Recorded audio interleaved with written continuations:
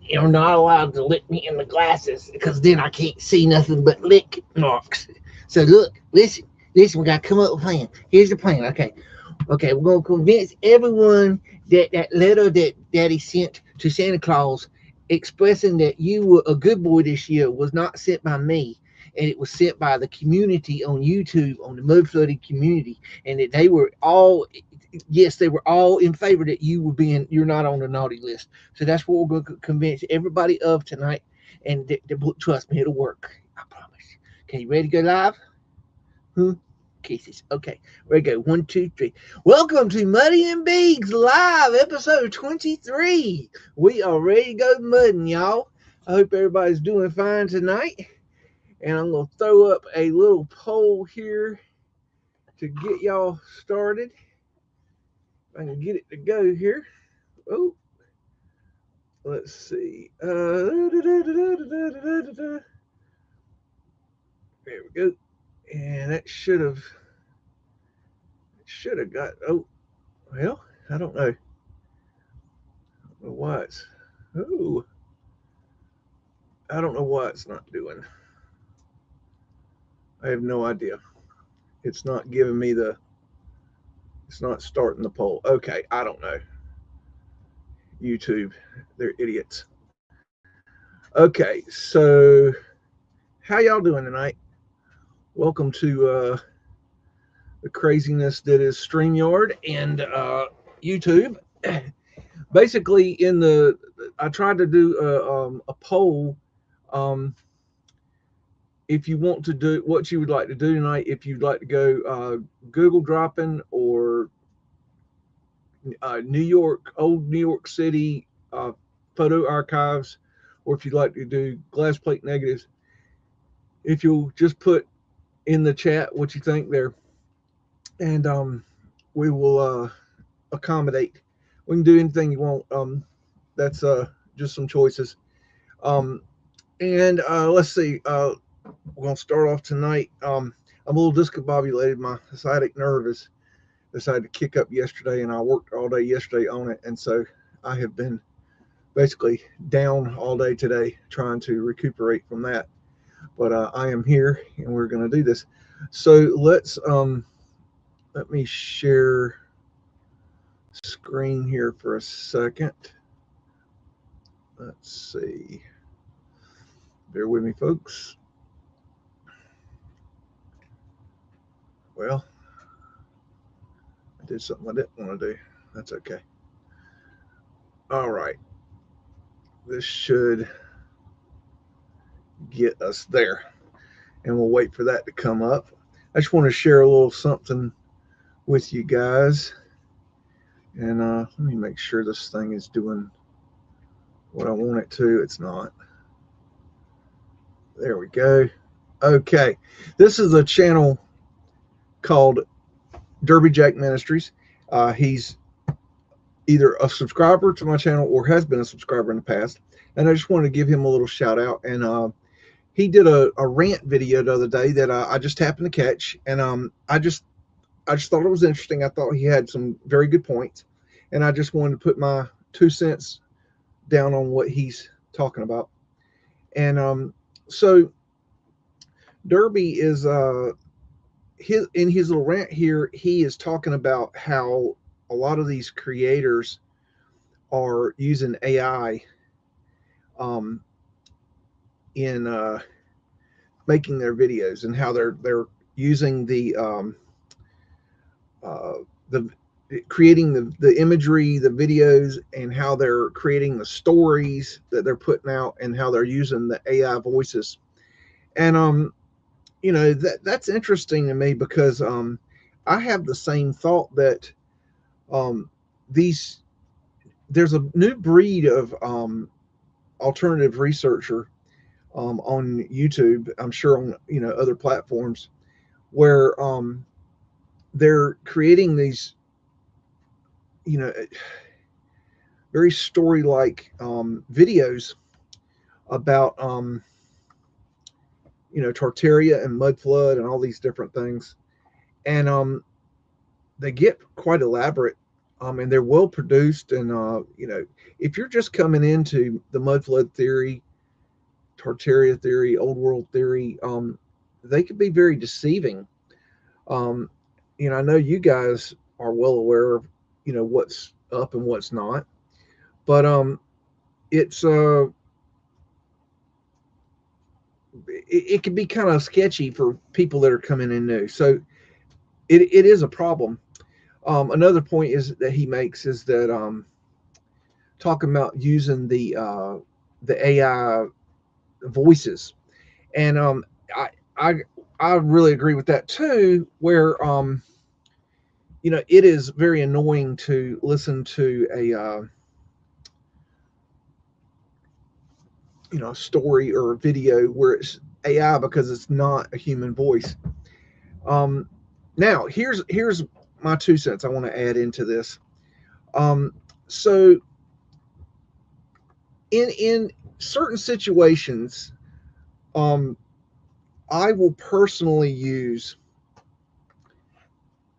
speech to text AI um, for videos that I have certain set, a certain written out message that I want to make sure that gets 100% out. It's like it's not short; it's usually long, and it's something that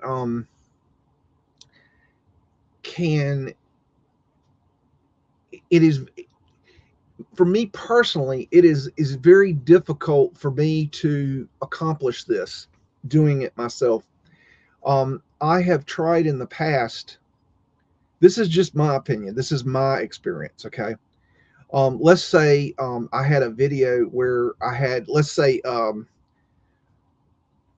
paragraphs of information that I wanted to read. Um, when I go to, I'm a speed reader. So when I read aloud, my mind goes really fast.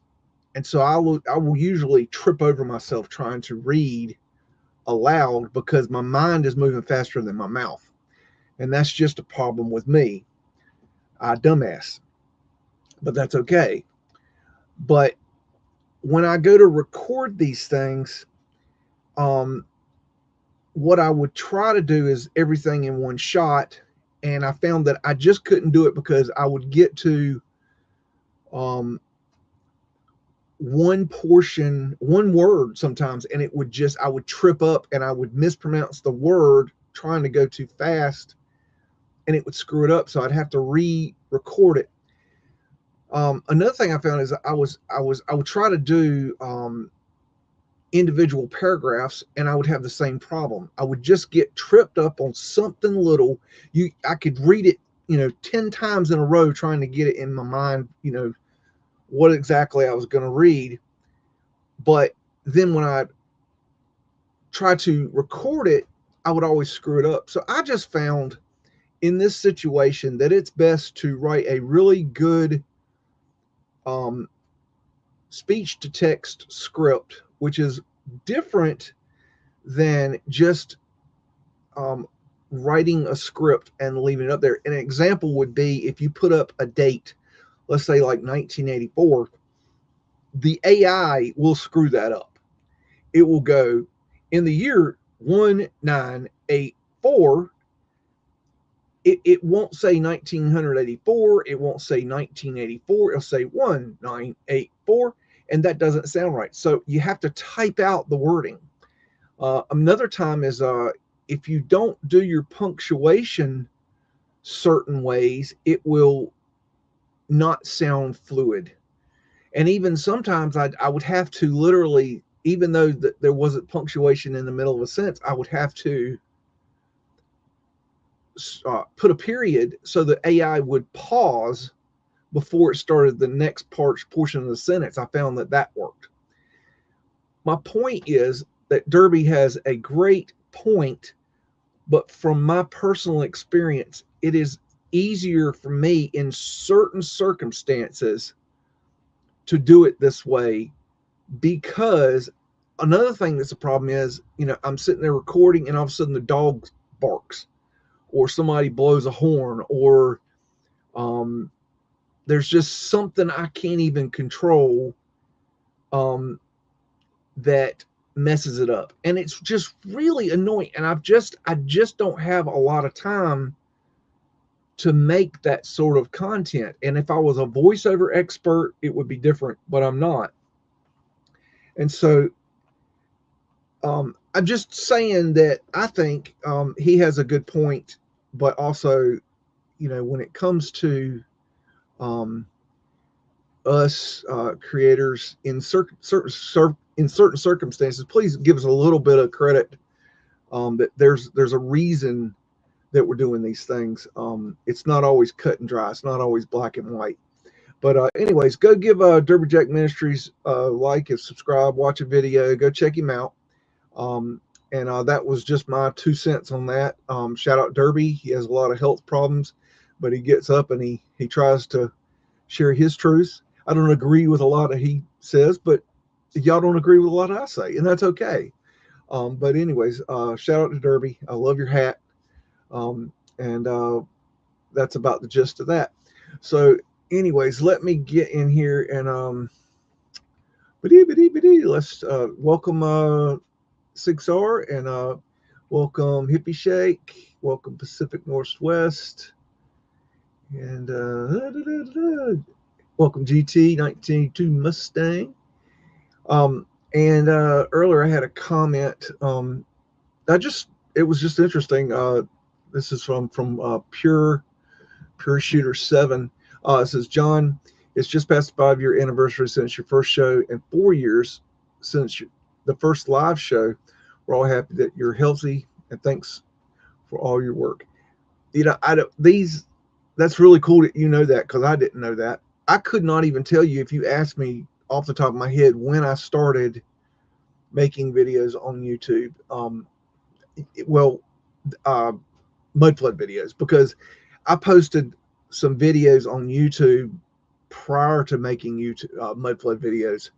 So I don't know, my first video would have been, I believe, the Joker Stairs video, and that was basically, it's basically Google dropping, and I went to look at the famous neighborhood where the Joker Stairs are.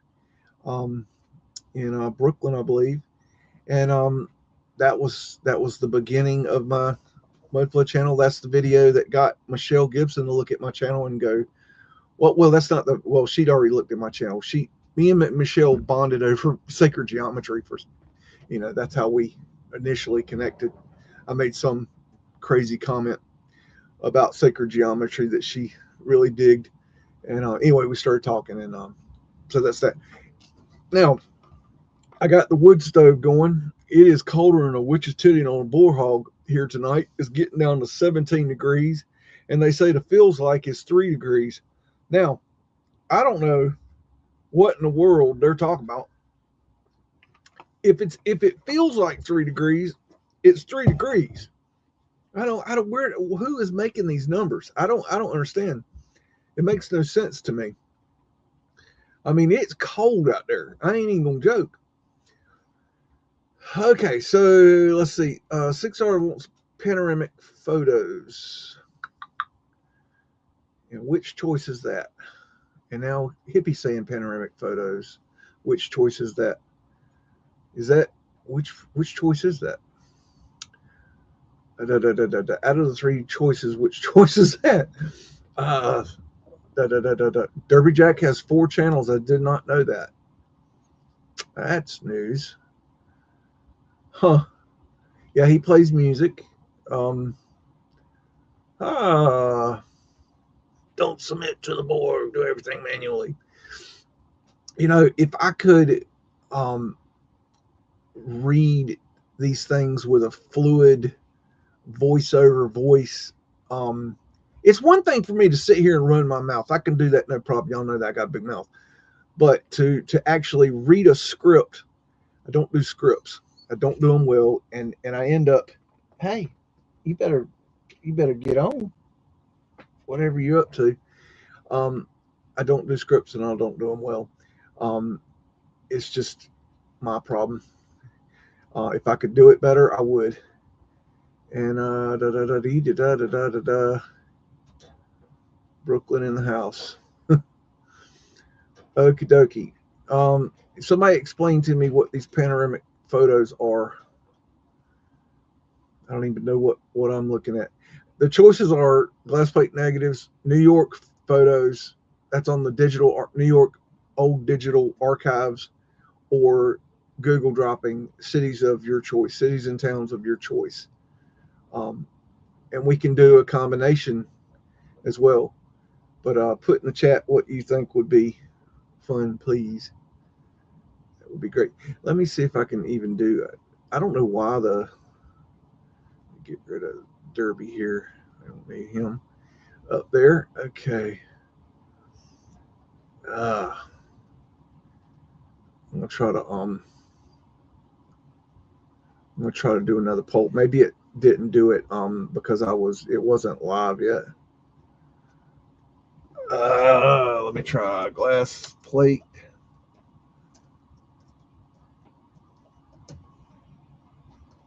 Or NYC photo archive or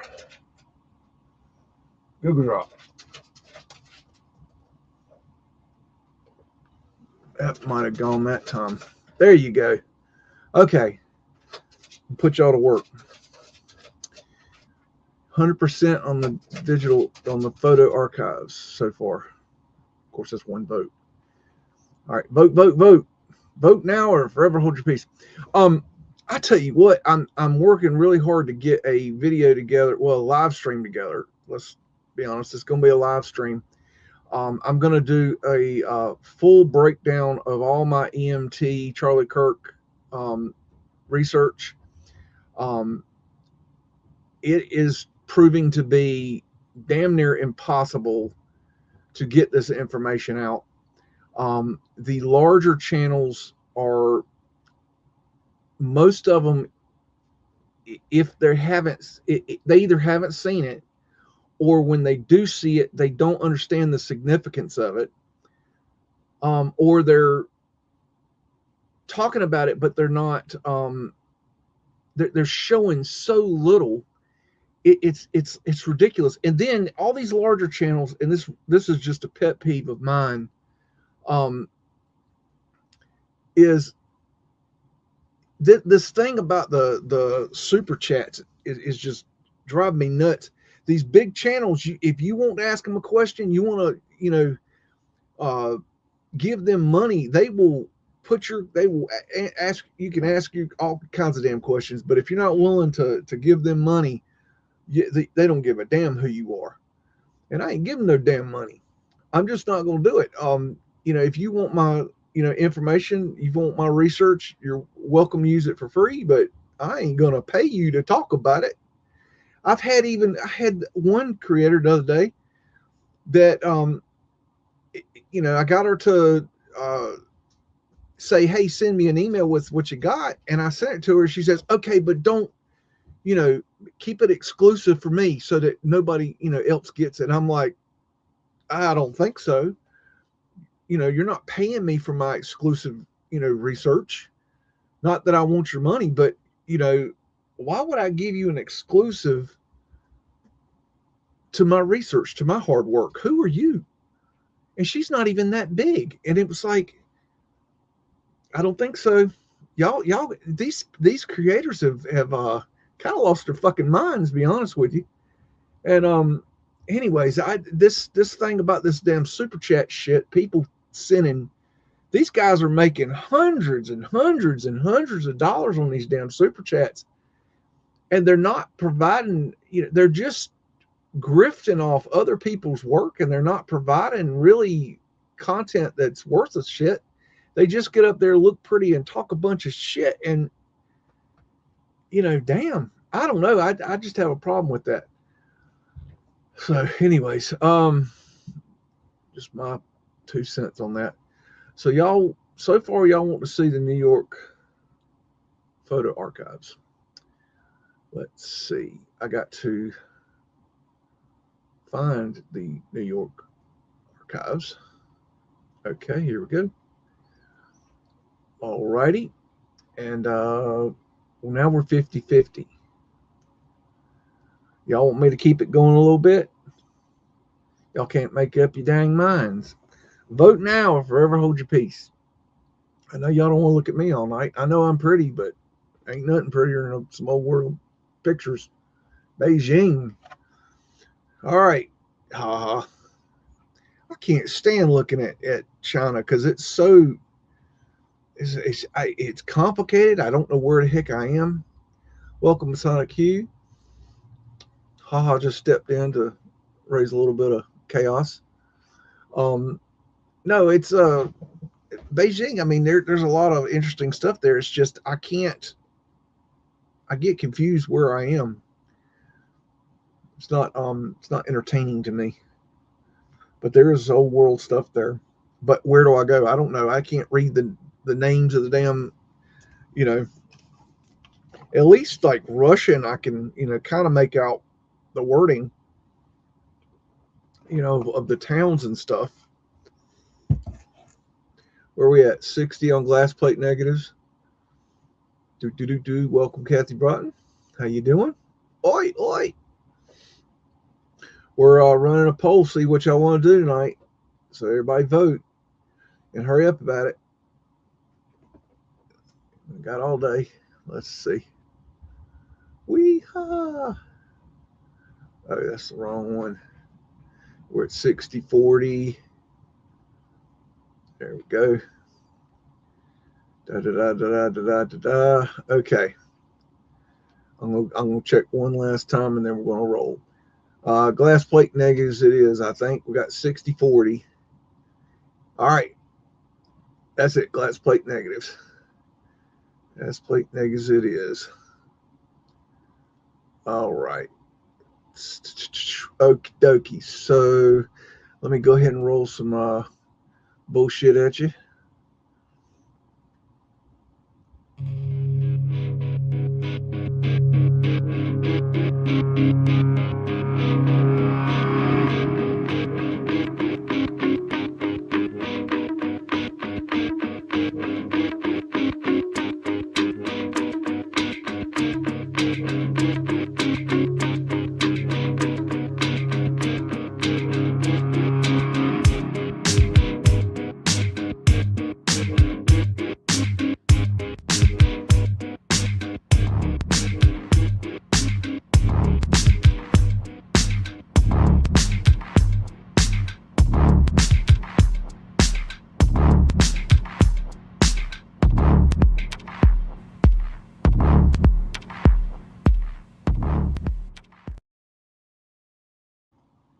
Okie dokie, and we're going to go ahead and get into our MUDDIN here.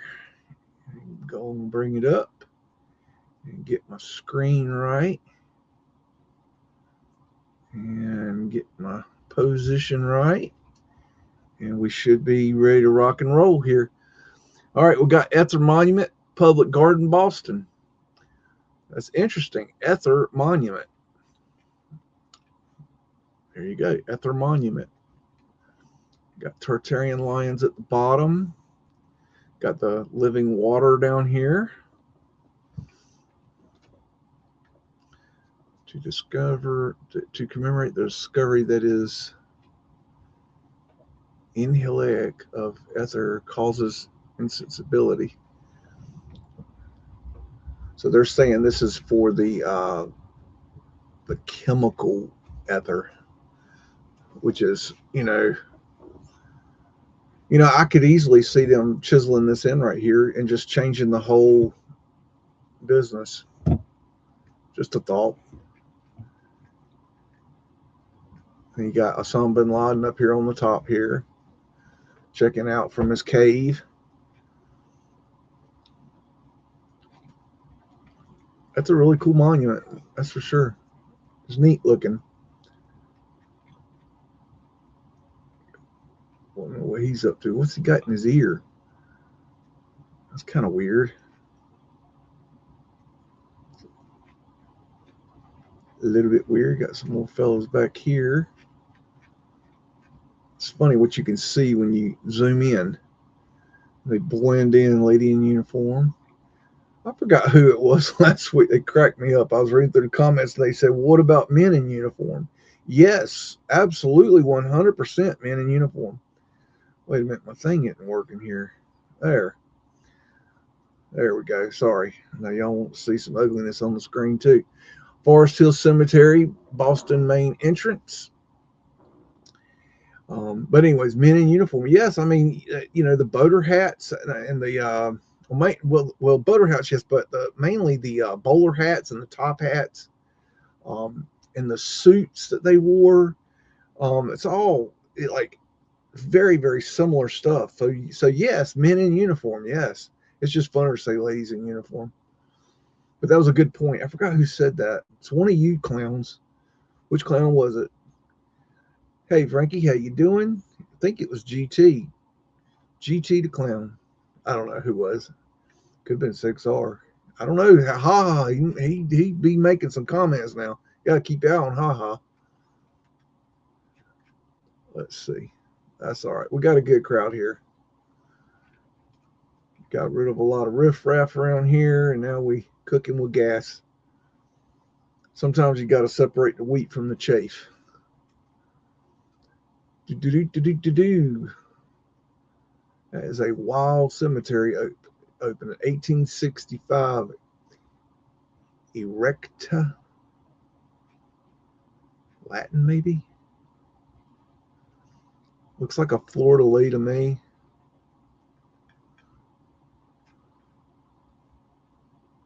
It's pretty stonework. Can't read that too good.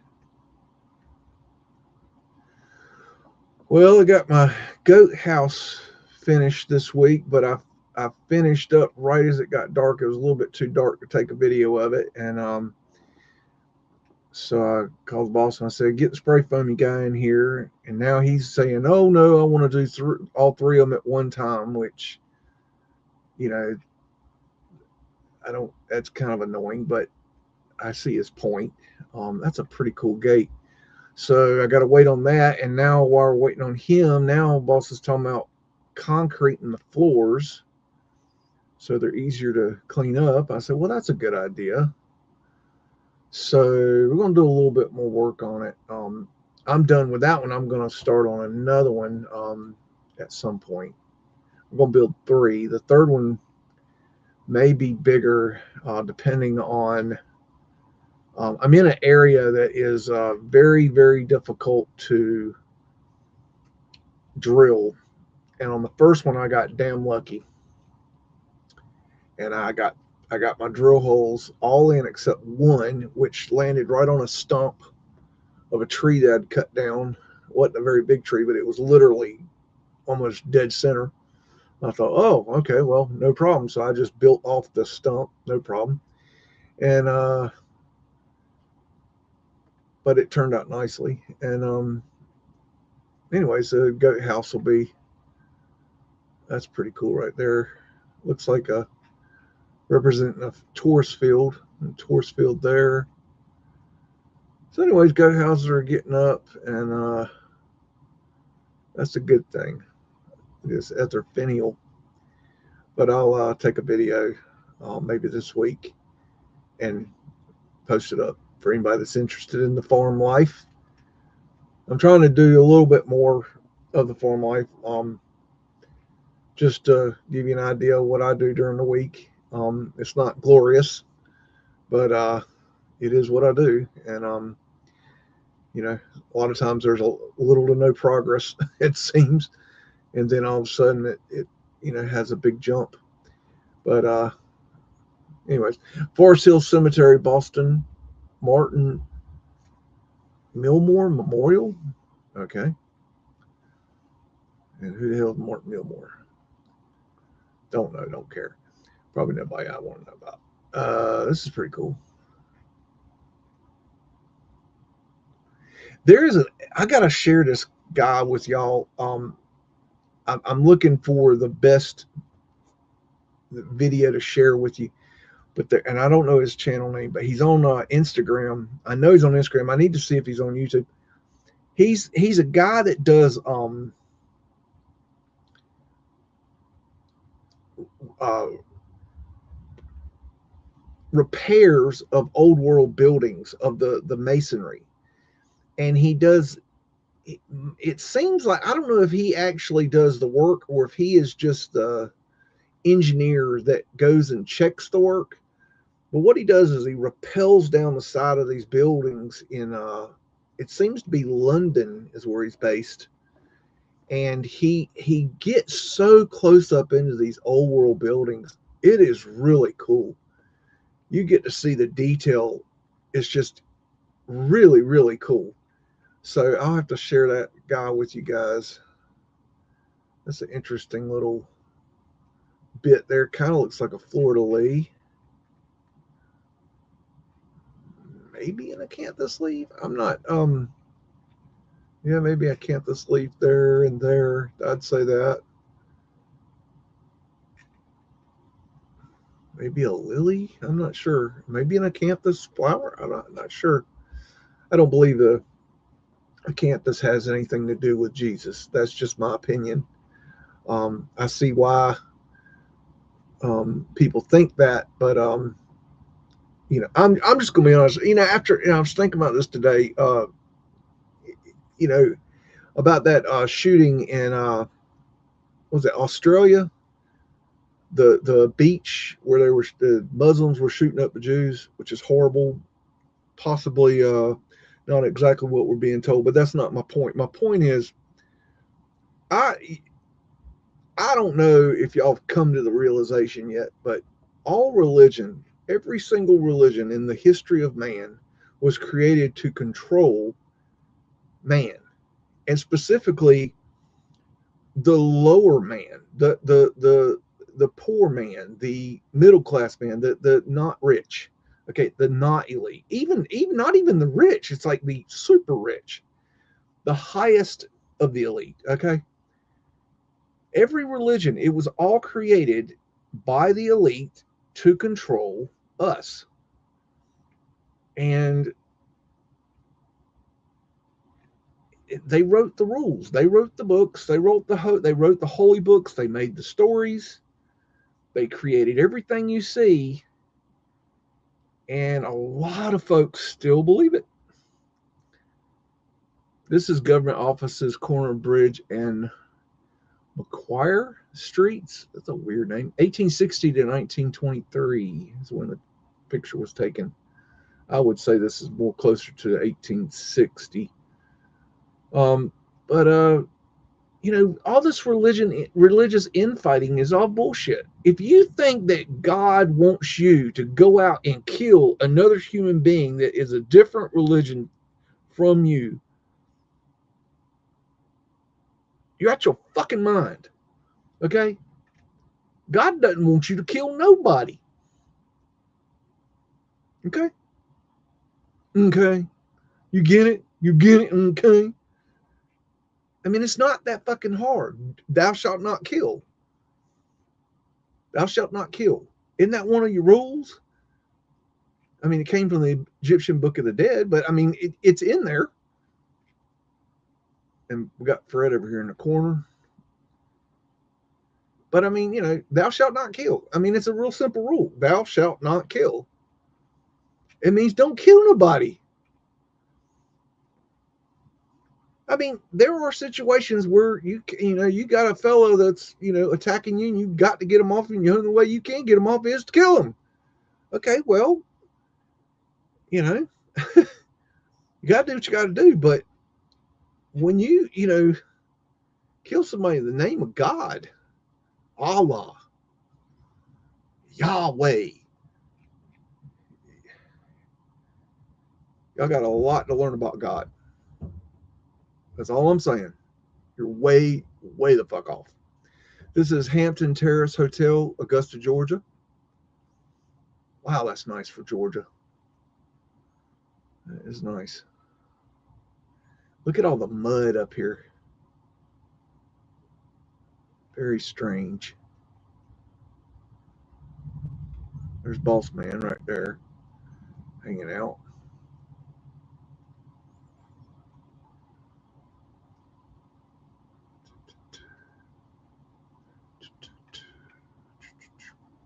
Diamond symbology. That looks like a star fort right there to me. Wind catcher.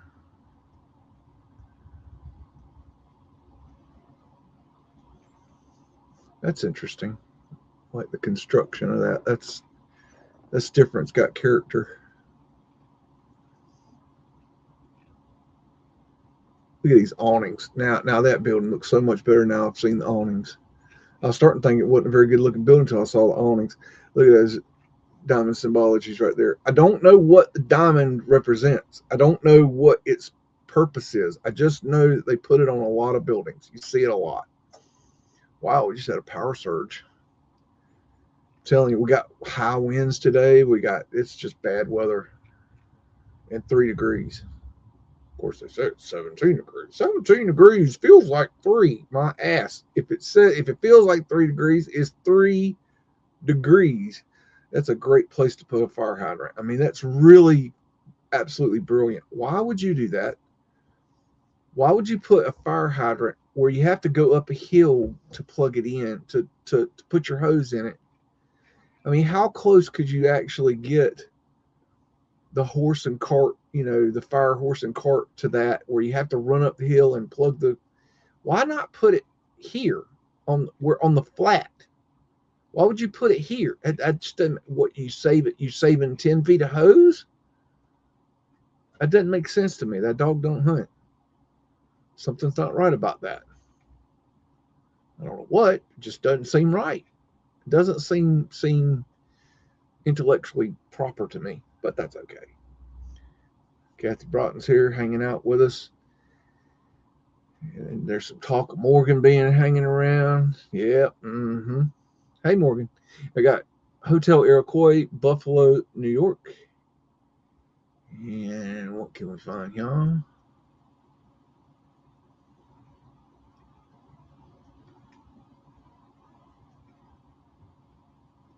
There's Fred hiding behind the corner there.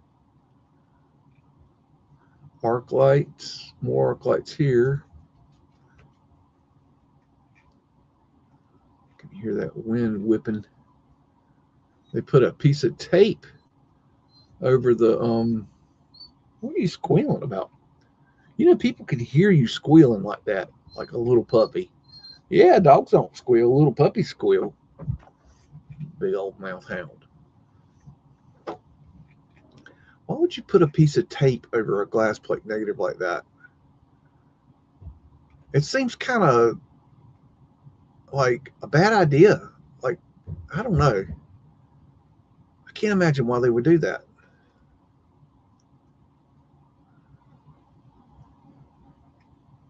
Got a Mudflood drop in right there. Trap door. You're going to have some sort of something going on here. I can't tell what it is, but you see this iron railing. Anytime you see iron railing outside of a building, there's hanky-panky going on there. It's a window, or it's stairs, or it's an opening. It's something that's going underground.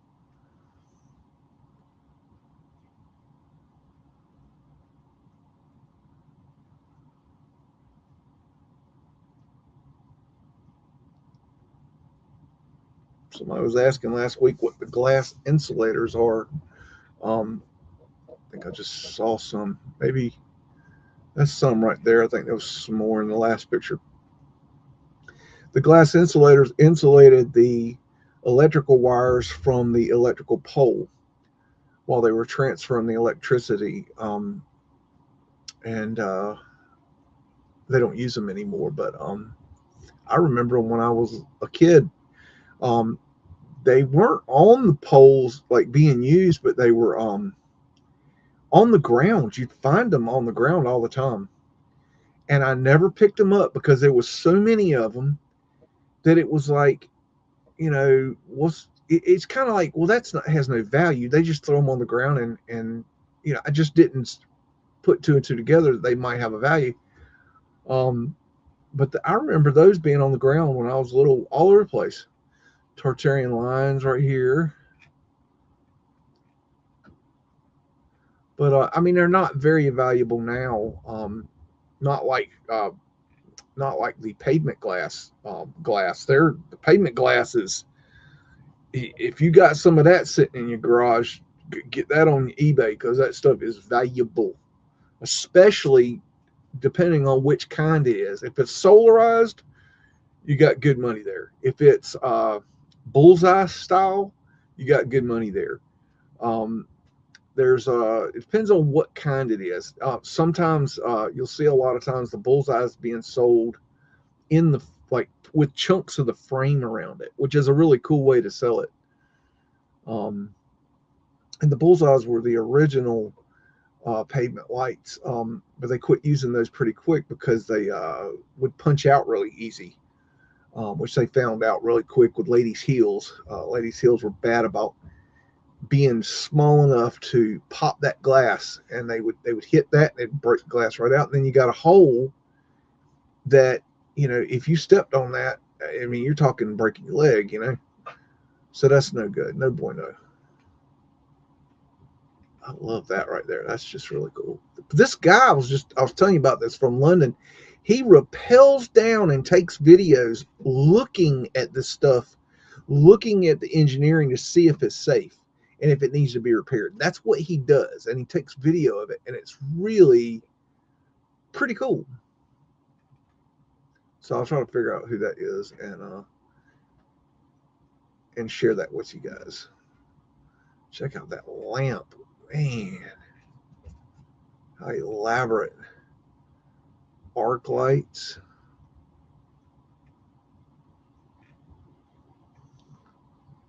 Yeah, ironwork right there. Look at that big piece of glass right there. That was very difficult to make back then. Difficult to make, difficult to transport, difficult to install. Just difficult. Lady in uniform right here. The classic lady in uniform, the black, the white shirt with the black dress. And their hats are a lot of times different. Got some, I don't know if that's pavement light or a grate.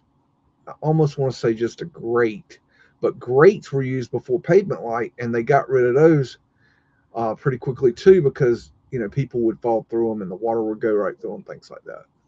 And there's Fred right there. Hey, that's my wood stack. That is not edible. My wood stack is not edible. Do you understand that? Write that down, jackass. Let's see. Locations of our stores. Some shoes. This dog chews on anything. Like dental parlors.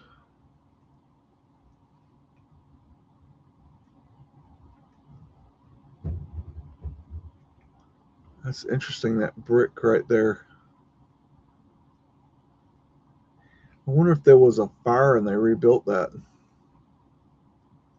Oh, that's a melted building. Definitely a melted building. There's no possible way anybody would build like that. No possible way. There's no other logical explanation for anything other than it's a melted building. We'll die on this hill.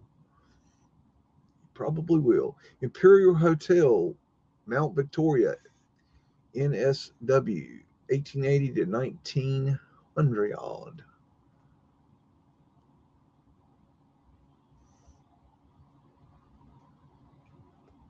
A weird bit right there. At their antenna. This isn't a great resolution picture, but look at that wrought iron work right there. So unnecessary. And what in the world's up with this roof here? Or is that an awning? It looks kind of chintzy compared to the rest of it. I don't know. Wish it was better resolution.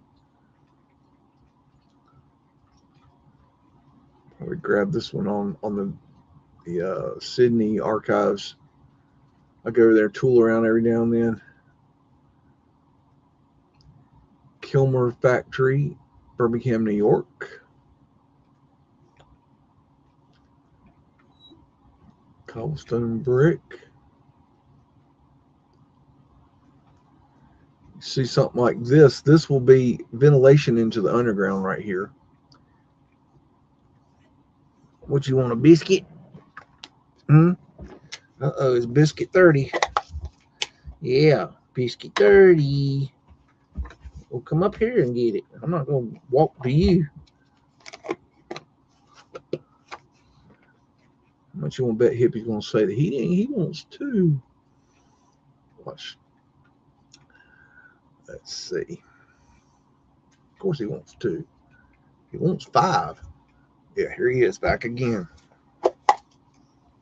Better give it to you before Miss Hippie gets on me. There you go. All right, piss off. All right. Back to what we're doing. Important work here. Let's see. That's pretty cool.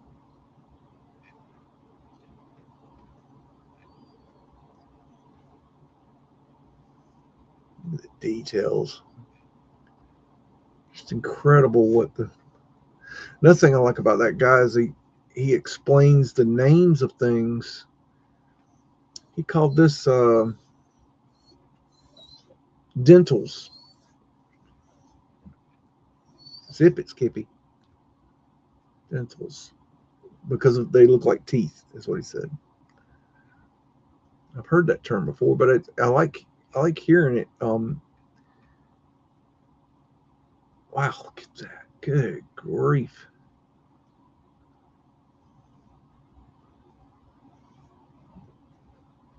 Venetian shells. That's incredible. Gosh.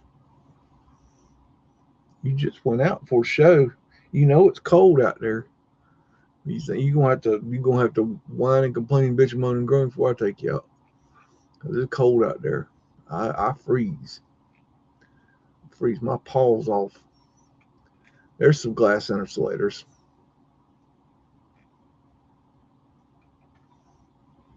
Right there.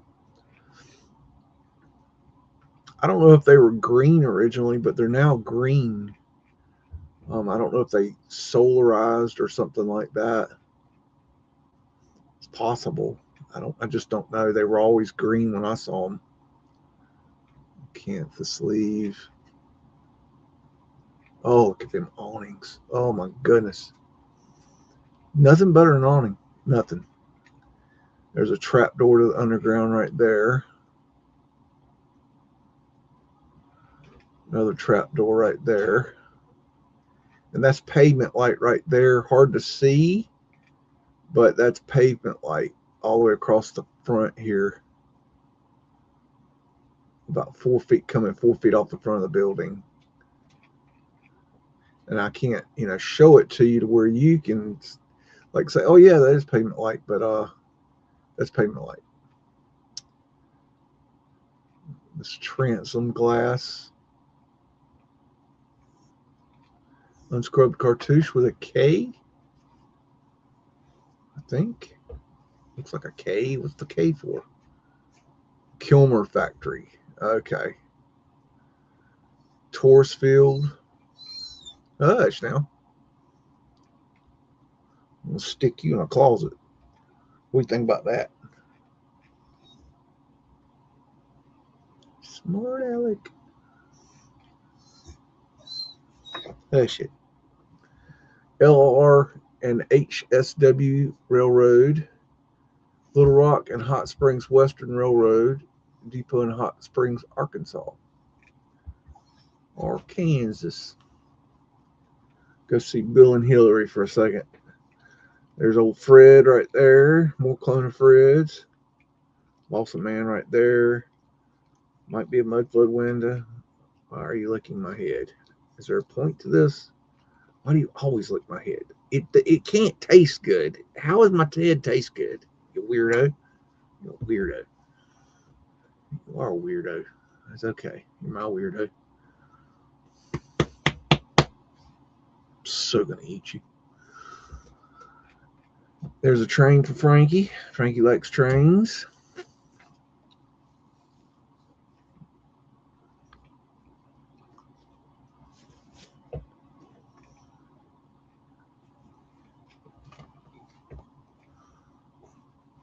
Interesting symbol. Kind of reminds me of a fleur-de-lis, but not exactly. Maybe a shell. This is vanilla skyed. I think it is.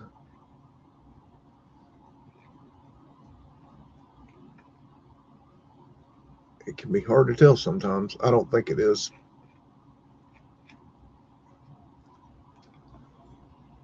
Lifting Bridge, Buffalo, New York.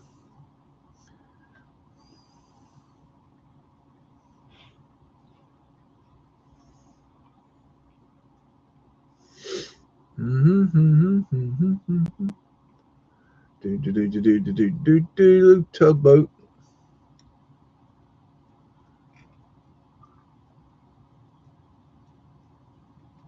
There's Fred right there. Fred's again, the horse that built America. He's always there doing his thing.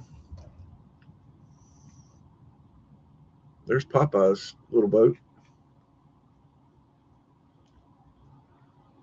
Look at the mechanics on this thing.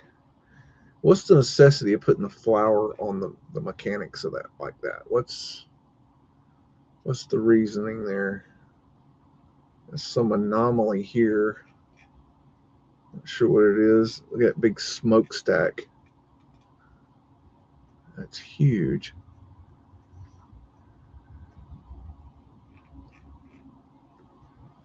I think we built these weird buildings.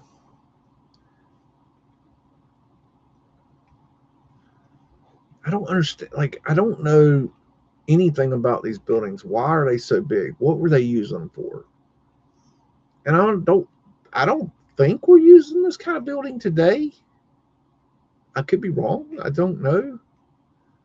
But I don't remember ever theoretically seeing those. Get you some ice. Some boater hats.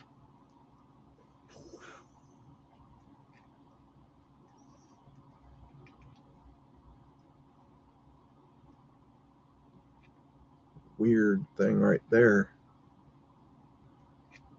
Not sure what that is. Lions and tigers in Lincoln Park, Chicago. All right. Hello, Miss Tiger. Oh no, that's Miss Lion. Or that might be Mr. Lion. There's the tiger. I wonder how they get along. There's some big kitties. Look at this arch. Like, how unnecessary is that? And why did they brick it in? You know, it's so funny to me to look back on these old films. I was watching one today. There was a parade in this little town in Ohio, Lodi, Ohio. This is Luna Park, Pittsburgh, PA. And it was just showing, this small town. And they had this building that, had like huge arch windows, but they were all bricked up.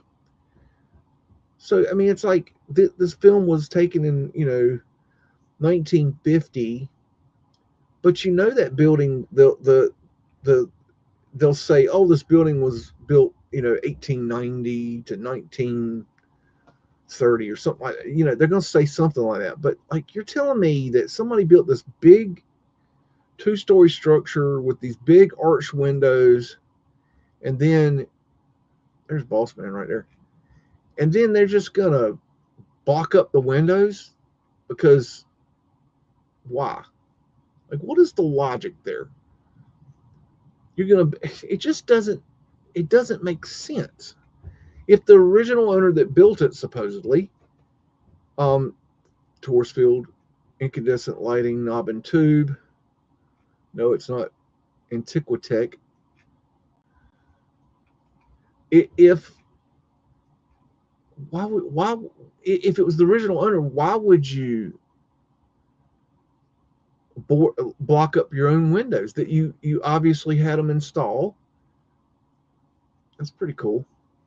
Or why would the person that sold, when they sold it, the person that bought it, let's say second, why would they um block up the windows?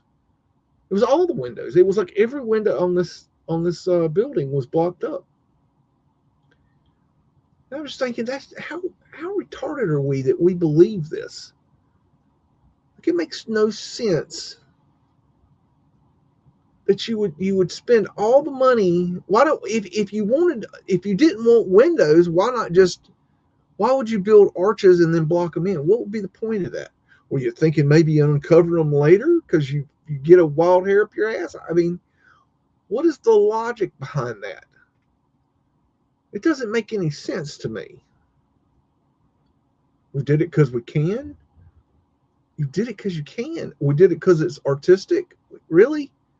So you're going to spend extra money for artistic because you just got money to throw around at their antenna? You just got money to just throw at things?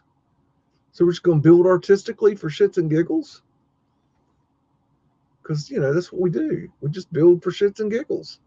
Doesn't matter what we do. It's all fake money anyways. Still fake money, y'all. In case you ain't figured that out. Mystic River. Some of these attractions, I wish that we had video of these attractions inside, because I bet they were cool. So we got a bike up here on the tightrope.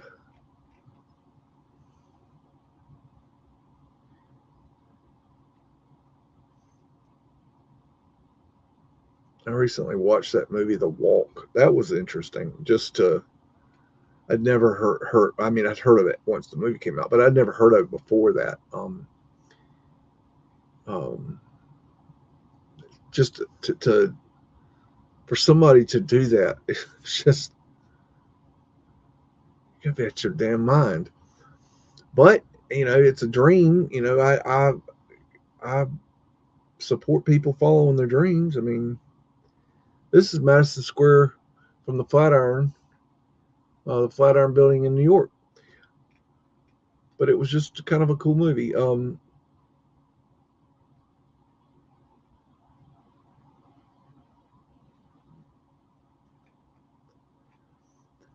That could be pavement light there, but I can't say for sure. There's Pooper Scooper Man. A lot of people, when I first started doing these videos, are like, why is there no poop in the streets? And it's because they had Pooper Scooper Men. They had specific people that their job was to go around and pick up the poop. That was their job. That's what they did. And they got a coal hole cover here. These could be pavement light right here. I think they are.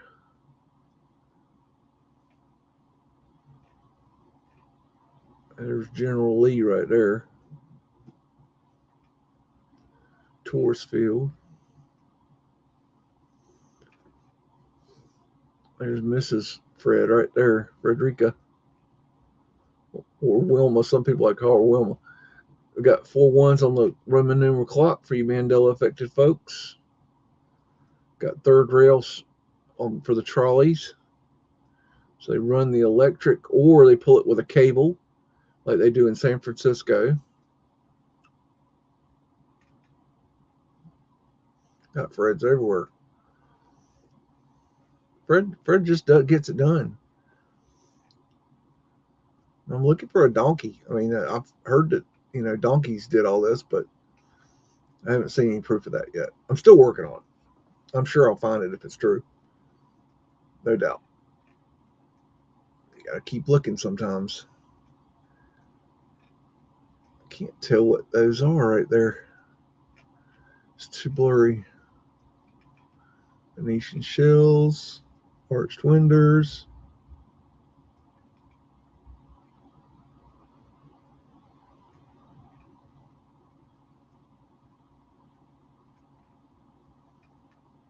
Look at that right there. Unscrubbed cartouche, it looks like. At their antennas with mercury balls.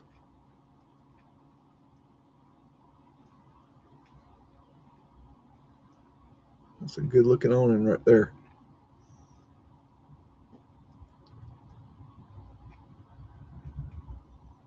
There's some fire escape ladders there. I think they added all the fire escape ladders later.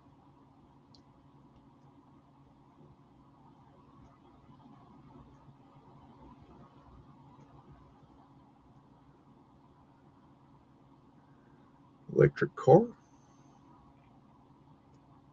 Lady in uniform. Boss man right there. It's a happening place.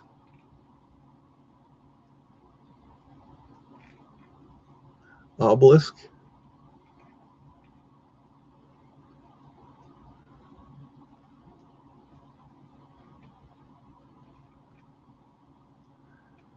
Mudflood Winder. This is a feature I've noticed about the obelisk is the lamps on the corners. They usually have 4, but sometimes I've seen more than 4. I think they're part of the system that were the obelisk. A lot of times they removed them later or changed them over to gas lamps, but I think originally they were part of that at their tech. Don't exactly know how it worked, but I'm sure somebody will figure it out one day. I don't even try to figure it out all of it out.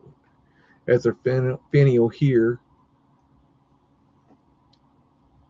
I just look at what I can figure out, and somebody else will look at more. Look at all these antennas. Wind catcher, docking station, maybe.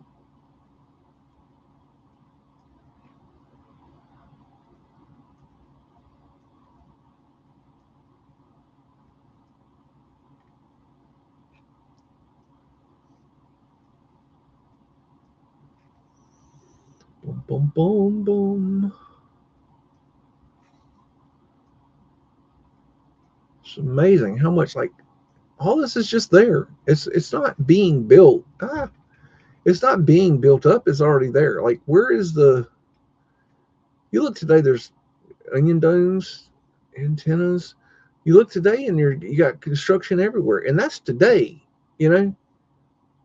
But back then, like in this shot, there should be at least one building that's being constructed. I think one. I mean, we can't get one picture that's like, I don't know. Welcome, Teresa Gregory. Odin's Raven. I don't know. Just this is a Madison Square from the Flatiron again. There's Fred.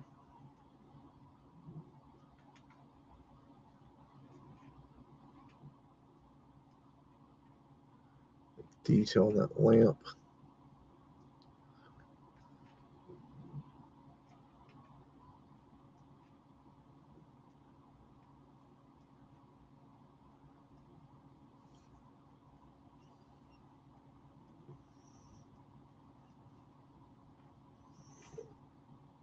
One of the criticisms I got when I first started doing this show was, "You're going too fast." I'm like, well, that's my speed.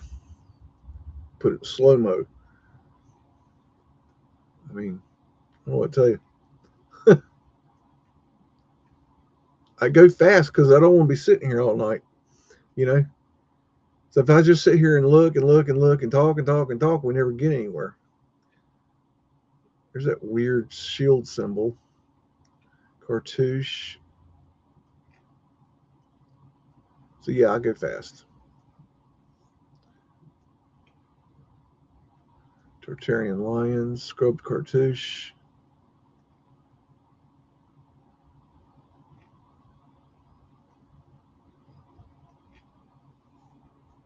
At their antennas. What am I hitting? Reminds me of a star fort right there, that window frame.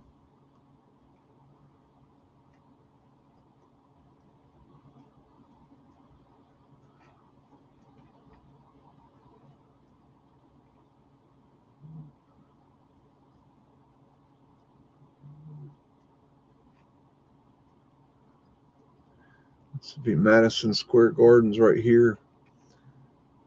These lights are so cool. Finials. Porthole that's open. And that was part of the wind catcher. Portholes here. Diamond symbology. Portholes. Finials. Tartarian lions.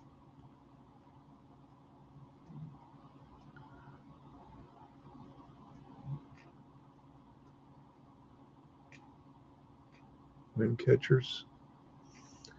Wow.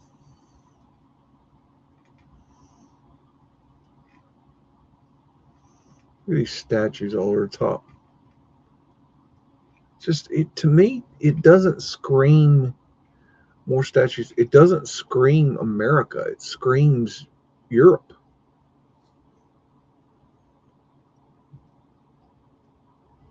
All right. Let's see. Tell you what, I'm gonna go ahead and take Snorri McGee here for a patrol and put some wood on the wood stove. Need to keep it going tonight. It is cold and I can feel the temperature starting to drop in here, which means the wood stove is getting a little low, and I like a warm booty. That's how I keep my good looks. And we will be back very shortly. And I hope you guys are having a good time. And talk amongst yourselves. Go take a wee break. Visit the Tinkle Tower. And we will be back shortly. And let's see. And there we go.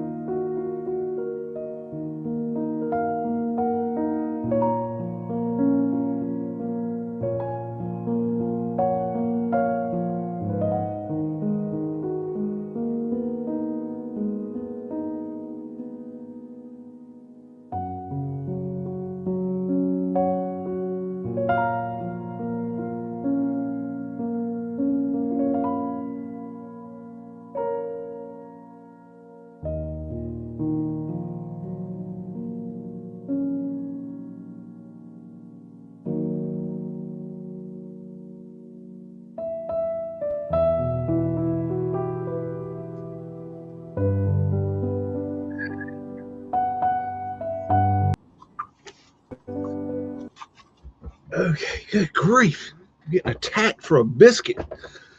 I don't know who the northern ass son of a bitch that sit down this cold ass weather was. I'm gonna kick your ass when I find you, because this is bullshit. It's unbelievably cold out there. My nuts are froze together. Excuse my French. I hate cold. Well, that cold. I like cold, but not. I don't like. This is ridiculous. So I don't know who I should complain to, but damn, Bill, what you do to me? I don't know who I should complain to, but somebody thought it was a good idea to open up a new natural market in my little town that I live in here on my outskirts of. And so I went by there the other day looking for a few herbs. And well, I first went to CVS or Walgreens, anyways, the pharmacy, and I said, "Do you have this and this and this?" They're like, well, let's look it up. They didn't know what I was talking about. The lady looked, she said, "No, I don't know what that is." And I'm like, "Okay, so you're an idiot." And okay, so we're gonna have to find a natural place. So I went looking for a natural place, and come to find out, there was one in the next town over. And so I called up there, and I was gonna ask, do you have this and this? And I got the message machine. They said, "We are closed down due to the government or the state of North Carolina shutting us down due to selling CBD oil." And I don't know what's going on with that. I don't follow that stuff, so I don't know what the thing is. But around here they started selling all this CBD stuff, and now they're shutting it all down. I don't know what's going on with it. It's very weird. But anyways, the people on the message machine were saying, we're gonna open back up, and we're only gonna sell the natural stuff. Which, I mean, I don't know what they're talking about there either. But I mean, I know what they're talking about, but what a CBD oil, that is natural. So, I don't know, it's stupid. But or maybe I don't know much about CBD. I know it's got some some marijuana in it somewhere. But I mean, come on, it's a plant. I mean, and it why do people get their knickers twisted over some marijuana? I mean, ignorance is really bliss, I guess. But anyways, so they said they weren't open, so I thought, well, I wonder if there's any more. So I kept searching and found out there was a new one in my place in Dunn, and I called up and I said, "Do you have this?" Like, yeah. They're like, we got someone, we'll put it aside for you. I said, I'll be right over. So I went over there, and I tell you what, that place was nice. And so they'll be getting some BEAGS money, because I do like me some natural products. So if y'all have any natural remedies you'd like to share, now I have a local source for that stuff. I don't have to go searching for it online, which I hate. I like to be able to get it, local if possible. So anyways, this is some good news, even though they're going to get all my money now, because they had all kinds of good stuff in there. I didn't even get to look around. I didn't have time to look around. I wish I had looked around, but I will be going back soon. Anyways, so that's that. How is GT behaving? We have to check on that. And Sigsar, definitely going to have to check on that. And I know Haha's lingering somewhere. I'm on to you, Haha. He hides in the background and comes out and strikes like a viper. So anyways, I hope you're all doing well. CBD nuts. CBD's nuts. That's funny. Okay, so we're going to get back into it, because I'm sure y'all are about tired of waiting on me to get, off my ass and get back to it. Patience, my friends, patience. Just chill. I got coal on my hands. I put a little coal. I put a little bit of coal in my wood stove. It's amazing how much that coal raises the temperature of the wood stove. Just putting a little bit of coal in there. I got it free. My boss, he bought a big container of coal one time, thinking he was going to use it as wood stove, but his wood stove was a wood stove, not a coal stove, and it didn't work. And so my little stove is an actual coal stove. I burn wood in it, but coal is actually it burns hotter. But so I put a little bit of coal in there, and it's amazing how much it makes the wood last longer, and it jacks up the heat, which is pretty cool on a night like tonight, where your nibbies is about to freeze off, which is no good, no bueno. So anyways, let's get back into it. I know y'all about tired of me jibber jawing about nothing. Okay, we got Madison Square Garden again, and this is New York. Or Madison Square, excuse me. I should say it that way. Say it like it's red. Okay. I got Cobblestone Brick Road. Got Fred over here doing what Fred does. Got Clone of Fred over here. Statue of some dude sitting on his ass. Don't know who it is. Kind of looks like Lincoln. I don't know. Who cares? We got a top hat dude right there. So there's your man in uniform. Whoever said that. I forgot who said that. Fess up. I'm fired. All right. Well, damn, I've been trying to get fired for years. About damn time. Damn. Y'all slow on the draw. I tell my boss that all the time. Please fire me. Just he'll come up with some crazy shit. I'm like, please fire me. What do I got to do to get fired? Please, God. Oh, okay. These are probably pavement glass right here. These little squares right here. You got it. Mudflood drop in right here. Huge drop in right there. They use the whole area away. I mean, does that look like they built that building like that? I don't think. I just don't think that's how it did. I mean, you can have your own opinion. My opinion is they didn't build this building with this in mind. This was an afterthought when they found the building. That's my opinion. Okay, you can have your opinion.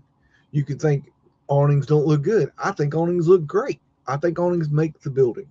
So we're all going to have a difference of opinion.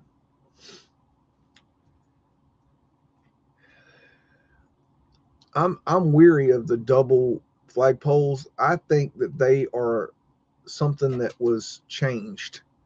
I think when you see a flagpole strapped to a flagpole, I think we changed that. I don't think that's original. I think this one is original, and this one probably was on the building somewhere, but I don't think that they originally had that flagpole like that. Matter of fact, it's on the water tower. So who's to say that the antennas weren't both somewhere else and they added the water tower later? I don't know. Just something interesting to think about. You can just ponder on that all week and never get anywhere. And what the heck is this thing?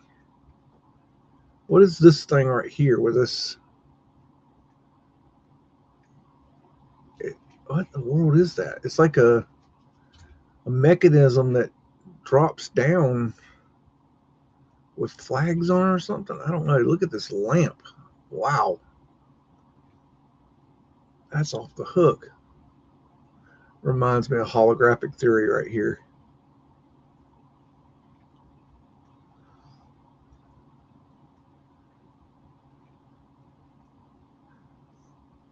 Dude, pretty cool, pretty cool. Little trolley. That big plate glass window. Very hard to make in those times. Very hard. It is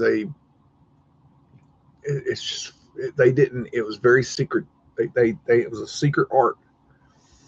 Yeah. I'm working in a goddamn zoo.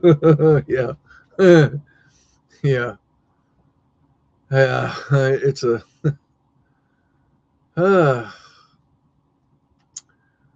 told boss the other day, I said, I don't think you're crazy, right? He smiled at me. I said, no, I'm serious. He smiled at me bigger. I don't think you're getting it. I don't think you're getting the point. You're a nutter. Hey, to each his own. I've seen some weirder shit. I mean, he ain't the weirdest person I've seen. I mean,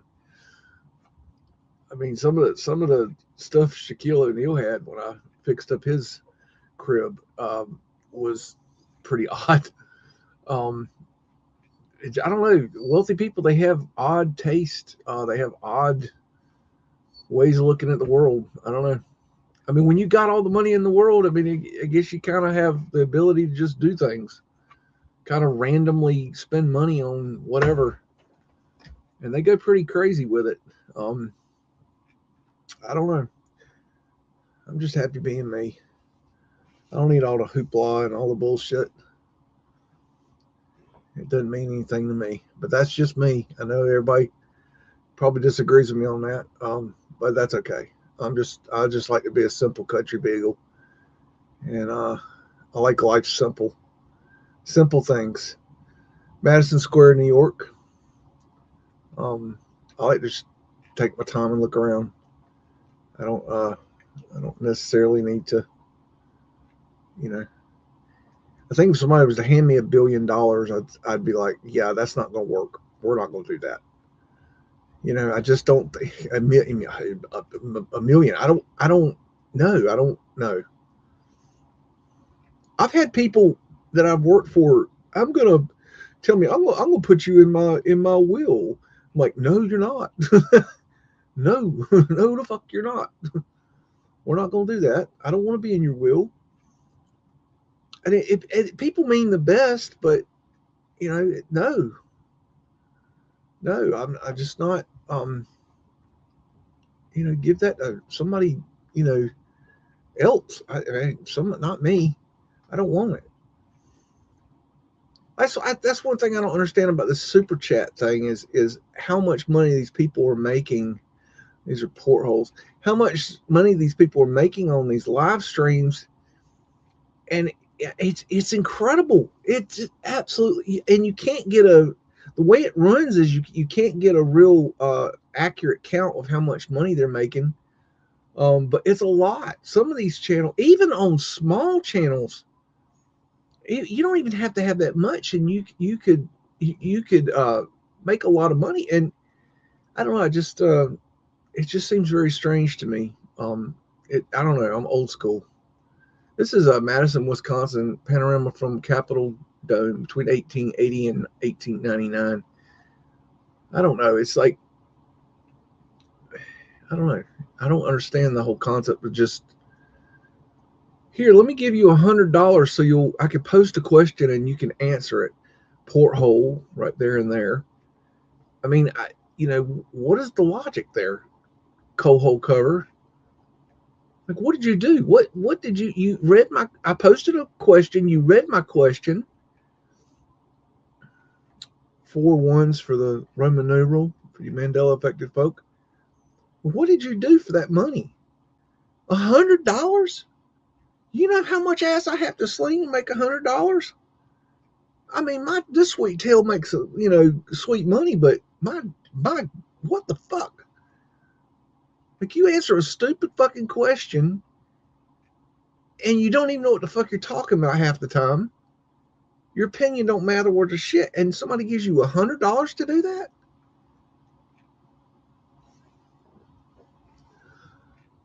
I don't know where the hell I am anymore. Look at this etherphenial. I don't get it. I don't know. It's just not the world that I grew up in. If you had told it when I was a little boy, if you had told, you know, the adults that I knew that were in my life that this was going to be the future, they would have like literally thought you were a nutter, had gone off your damn rocker and sent you to the nutty bin. Poor holes. Because it just wouldn't even have been something that they would have thought to do. You're going to give somebody money that you've never met. You only see them on a computer, and you're going to give them money for answering a question.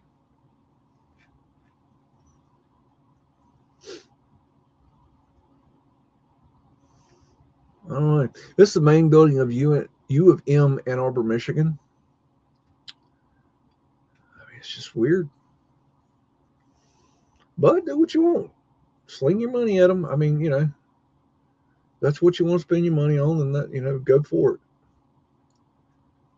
I'm not going to spend my money to ask them to look at my research. You know, I keep asking in the chat, talk about the EMTs. What do you know about the EMTs? If you need any information on the EMTs, I have plenty of videos. You know, I keep making all kinds of comments. I ask them specific comments. Explain why Frank Turek claims that he gave Charlie CPR, and Brian Harple claims he did not give him CPR. Explain that. Who's lying? Etherphenial. Who's lying? One of them's lying. So which one is it? It's a legitimate question. It's a big question. It's a deep question. We got Torsfields, but they don't even give me the time of day. I'm just this little, nobody that's not doing a damn super chat, so they don't even see my question. There will literally be a super chat on one side of my question, and on the other side of my question, and they will literally jump right over to the next. They'll give the super chat some props, and then they'll jump to the next super chat, and they haven't even looked at my question. That's what this world is so screwy. It makes no sense. And don't even try to email them. If they don't, they're getting either they're not reading their emails, or they get so many emails they don't have time to read them, or they're just, you're not going to get through them to that way. It's like Candace Owen, her tip lines. Are you kidding me? The first time I tried to send Candace Owen a tip, it said the damn mailbox was full. And what the fuck? Why would you give out a damn tip line and you don't even have a mailbox that's got room? What kind of retard is doing that? I don't believe. My opinion of Candace Owen is, I'm not looking to get her my EMT research because I believe that she's, legit. She's just got the biggest mouth right now. I'm looking for the biggest mouth. I'm looking for a mouthpiece for my research. I did hit MSN News this week with my EMT. They ran an article. I posted it on my channel in my comment section, and they got the story from Project Constitution, who got the story from me. So I am making a little progress, but I am going to be releasing a full. I'm going to do a long form live stream video and go through every bit of data that I have, and I'm gonna rock out my cock out on this one. I'm gonna go deep, and it's gonna be annoying. It's gonna be everything I got, and it's gonna be full on deep dive, one subject. And I know you guys are here from Mudflood, and I realize that. I need to get this story to the mainstream, to the big mouthpieces. Once I do that, I can step back. And not worry about it anymore. This is Manhattan Beach Hotel, Long Island, New York. Hey, Streets, how you doing? Caleb's in the house.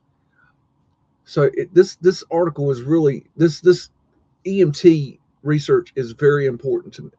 I believe it is a very important story, and I'm going to get this story out. Come hell or high water. I've tried everything I can think of at this point, and I'm at a loss today. If y'all got any ideas, let me know, because I have been in chat after chat after chat, pounding them, asking questions and sending links and asking them to talk about it. And to look, I got one the other day. What's the guy's name? It was I left a comment at Trigger Smart, I think it was this channel, and I said, "Are you planning on talking about the EMTs?" And he answered yes, and he still has yet to talk about the EMTs. Like, what kind of answer is that? Why don't you say, "Well, yes. Do you know anything about them? Do you have any information? Would you like to send it to me?" Like, he doesn't even bother. What a fucking clown, man! And these people are sending him super chats left and right. I tell you what, though, if I had some super chats, I'd be tearing some shit up with some super chats, because I'd be bombarding everybody. But we ain't doing that, so it is what it is. Mansion House, Poland Spring House. Okay, Poland Spring House, Mansion House. Is that what it's called? Mansion House? That's kind of weird. I think if I had a mansion, I'd call it Shea BEAGS. I'm playing. I wouldn't know what to do with a mansion. I'd have to have carrier pigeons to send information to the other side of the house because I'm not walking across the house to send a message. There's Fred right there. Check out this little fella. He's cool. Lady in uniform. Like the knickers, fella. Looking good, looking good. There's Frederica.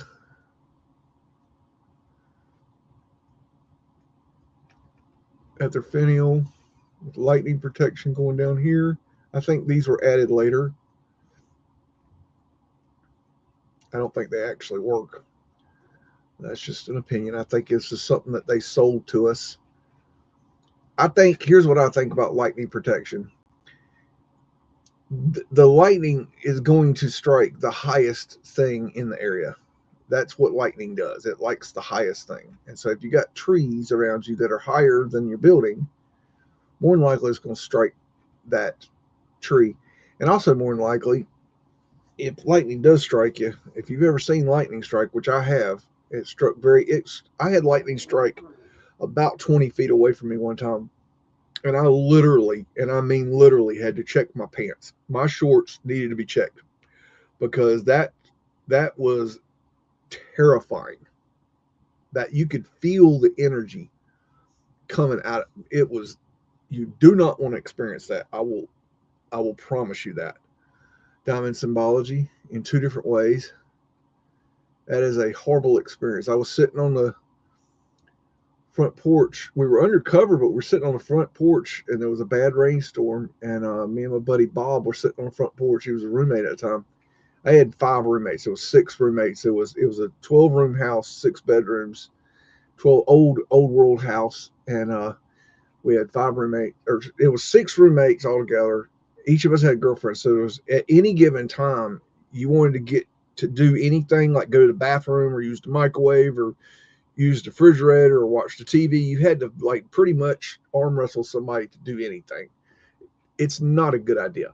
Trust me on this. You do not want to ever live with that many people, especially when a few of them are ex rugby players and they could pretty much throw you through the house whenever they felt like it because they're so strong and athletic. Luckily, we're good friends and we never had any problems, but that's pretty wild. Metropolitan Opera House, New York. So, anyways, we were sitting on the front porch and just all of a sudden, boom, out of nowhere, no warning, just absolutely nothing. There's Boss Man. Cobblestone brick road that's not melted. Sorry, Jen. So sorry, Jen. Ah. Meltology. 101 loses again. Oh, look at saloon doors. That's pretty cool. But that was not funny. Me and Bob were not very. He was an electrician, and it scared him. That tells you something right there.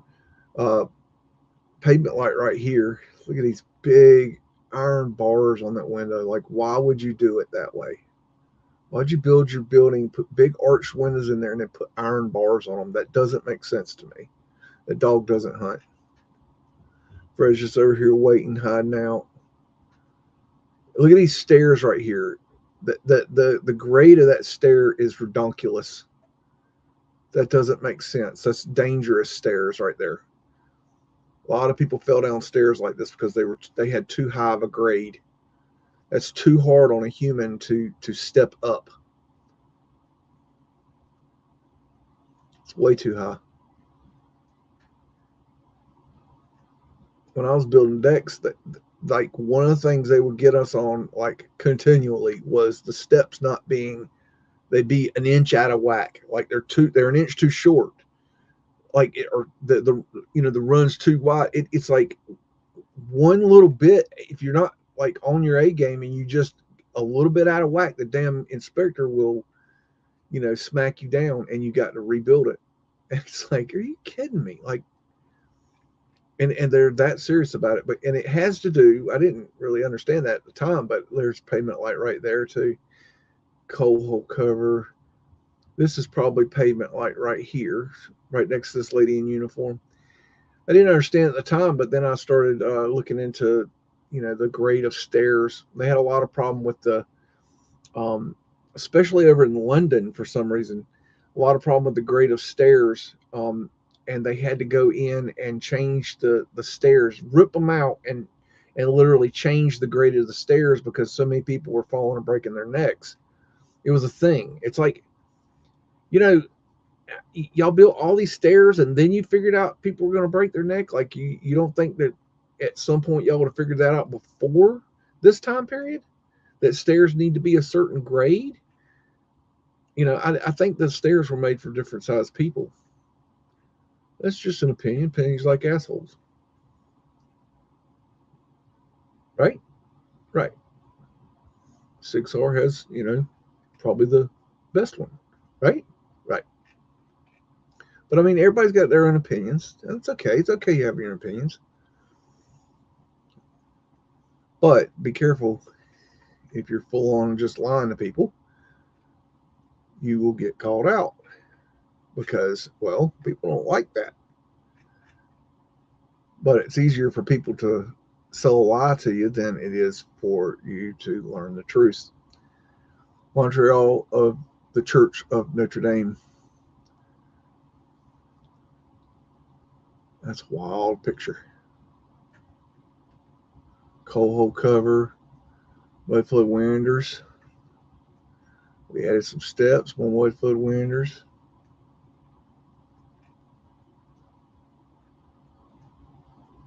But it's good that we all have different opinions. If the world was made up of like-minded people, it would be a really boring place. We wouldn't have any fun. Tourist fields. We all have different perspectives. Portholes. Portholes.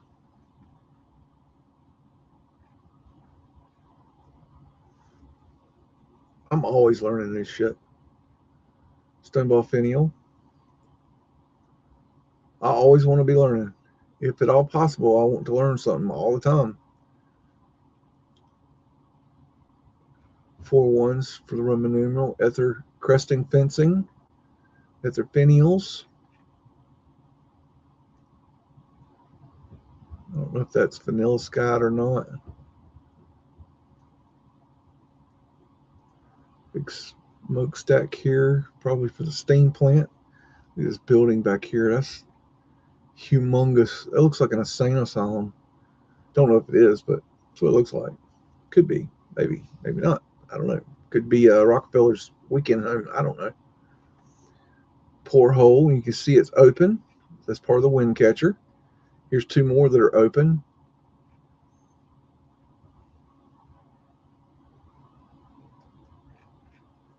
They were the old world air systems portholes.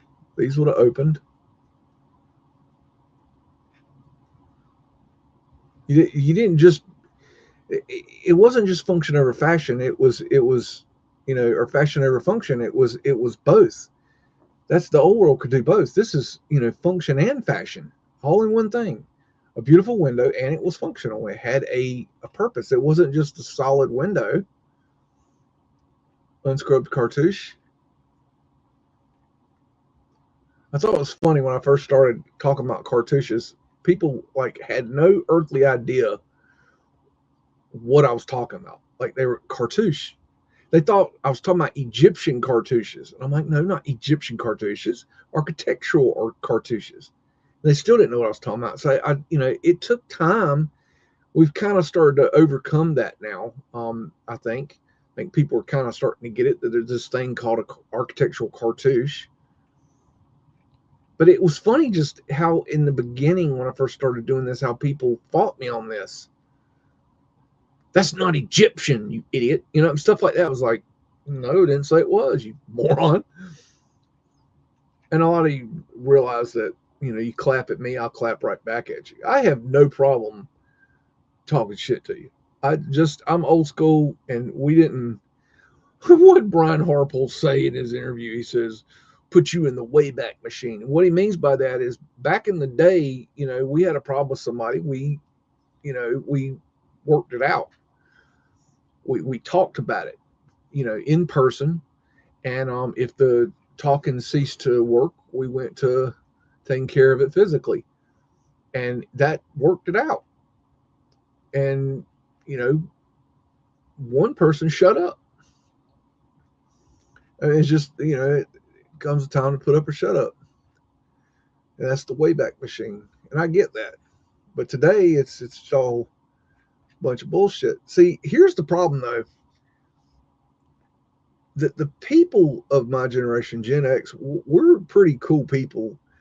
You don't want to fuck with us like in real life, but online, we will like go at you how you go at us. But if you try that shit in our presence, it ain't gonna be like online. It ain't that. You're gonna fuck around and find out, and it's not gonna be funny to you. You're not gonna go home laughing because we don't play fair. We go at you with whatever we got. It's just that's the way it's gonna be. We're not afraid to clap back at you physically, verbally, any way we have to. So it's one thing to clap at people, you know, these people that, you know, people clap at, you know, online, but you know, you can clap at the boomers, and you can clap at the millennials, and you can clap at the Gen X's or Gen Z's and the Zoomers or whatever they're called. You can clap at these people online, and they, you know, the boomers, they you don't want to mess with them either, but they're more laid back and, you know, pretty much elderly at this point. This is Morningside Park, New York. Got Mudflood windows all the way across with the iron fencing there. But Gen X, we're not to be trifled with. We're a different breed. We're feral. You might be seeing these videos now talking about Gen X. They're real. I swear to you, they are real. These people aren't joking. We were brought up different. We were literally left to our own devices. Not all of us, but most of us, a lot of us. And it's weird though, because, you know, I thought that was just my life for a long time. It wasn't until pretty recently that I realized, wait a minute, everybody from my generation was like that. Because I started seeing these Gen X videos, and I'm like, my God, everybody else was the same. Like, and then I'm thinking, my God, I knew that all along. Like, I just saw it that, you know, as an individual, that my life was like, I was left up to my own device. Like, literally, I don't know if I've told the story before. I'm sure I have. In first grade, okay, my school was about, let's say a mile away, my first grade school. And you could walk there from my house with without ever getting on a major road. It was all back roads. And you could come up behind the school. You got Mudflood drop in there, Mudflood drop in all across here and here. And you could get to school. And I was shown how to get to school, Museum U of M, Ann Arbor, Michigan. And I was showed, okay, you walk to school and you walk this way, and you know, you leave at this time, and you go to school, right? Mudflood winter. And so this was done before school started. And so this is first grade right now. I've been to kindergarten, but kindergarten was different. But first grade, you know, I was 5 years old. So, you know, I got myself up, and I got ready, and I got my little book bag ready, and I got my clothes on, and I got ready to go to school, and I started walking to school, and about halfway, that's a wild symbol right there. About halfway, there was a creek. There was a little turtle, Tortuga. It was a little creek, and so I stopped and I played in the creek because they had crayfish in the creek. And that's interesting. Some lizards eating each other. I don't know if this is a lizard.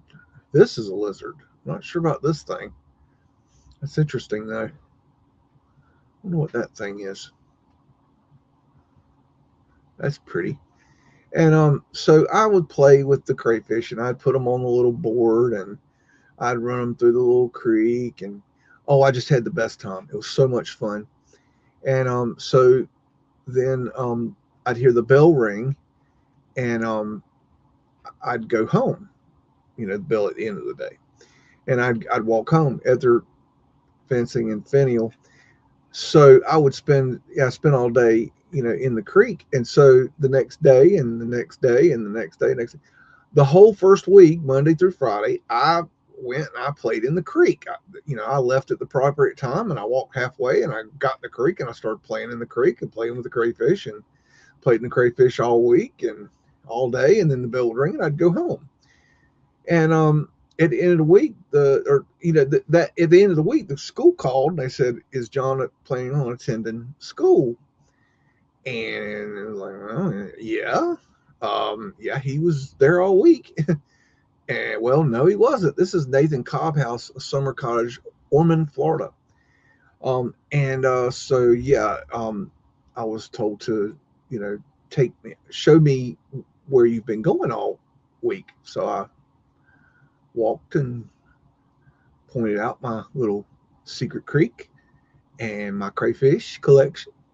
And because I had by this time built a little fort for them, and they lived in their little fort. And this is interesting. This is somebody's old little shack here, and they've got an old ship railing on the side of their deck. How cool is that? That's old. And so then I got my appropriate ass whooping, and which I deserved, I'm sure. And so then I was told I was not playing the creek. I don't know what this thing is. I have no idea. That's odd. It's a flagpole with. That's really weird. Huh. I wonder if they're pulling etheric energy down. Just a thought. I don't know. I'm just saying. Wonder if. So, anyways, that was my first week of first grade. But my point to this is that that was life. We were not allowed in the house. It was like, what are you doing in the house? Get outside and play. We would go outside and play. I literally would go. Like, I look at the boundaries of where I went. It wasn't like somebody set up, you could not go past this point. No, there was no boundary. And we literally would go to the edges of the town. Like, and I'm talking about a long ways away. Like, kids should not be like, if I showed you, you'd be like, holy crap. Like,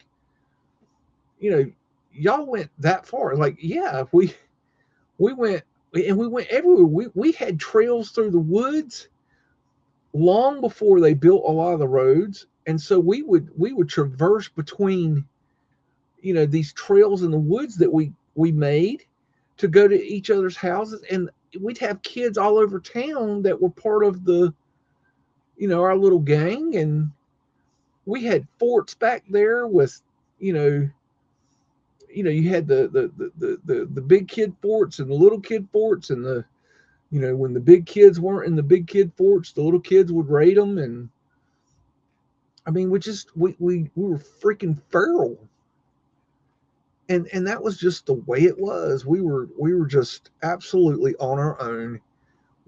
Nobody fed us, nobody gave us anything to drink, nobody, like, there wasn't parents around, no parents. But if somebody saw you screwing up, oh, you better not go home. But you better be home by dark. If you ain't home by dark, like, that something bad gonna happen. And it was just the way it was. We knew to be home at dark, and we knew if we screwed up and somebody caught us screwing up, there was gonna be an ass whooping waiting on us when we get home. Saranac Lake, Adirondack Mountains. Okay. And another thing was that they beat the shit out of kids back then, and like, that was just the way you did something naughty and you got a whooping. And I don't mean like one of these little pansy whoopings. I mean, there will be blood kind of whoopings. I mean, it was on like Donkey Kong. It was the hand of God has come down and and giving you the price of being a naughty little shit. And you remembered that because you would go to do something like that again, and you think, well, wait a minute, I better not do that because I feel that still. I can feel the sting of that on my ass right now. And it's just the way it was. Oh, and don't think that somebody else's mama wouldn't get you. Or oh Lord, no, for like a daddy to get you. Daddies were even worse. They it full on fight you like a man. like you wouldn't think that you were they'd whoop your ass. I mean, it's just the way it was. That's the way we grew up. And at the time it was like, gosh, flat earth asterisks. At the time it was like, gosh, this is all messed up. But thinking back and looking at the way the world is today, man, they were doing something right there. I mean, I can remember distinctly going to the grocery store quite a few times, and some kid would act up in the grocery store, and their mom would literally decimate them in the middle of the aisle. Like they'd have their britches down, and their ass was destroyed. There was no ass left. Sibley, Franklin, and Morse Hall's Cornell University. It's just the way it was. We were just, we were brought up differently. I don't know how to explain it. Portholes, but I didn't know this for a long time. I just thought that, well, I had a fucked up childhood, but I didn't realize all the other kids were going through the same thing, because it was just the way it was. And like Mudflood Winders, it was just the way it was. You didn't think about oh my God, is Billy Bob going through the same thing? Is Shirley Worley going through it too? No, it was all the same thing. But you didn't think about it back then like that.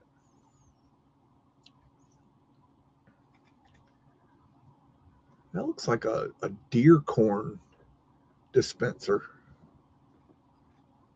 I don't know. It's kind of weird.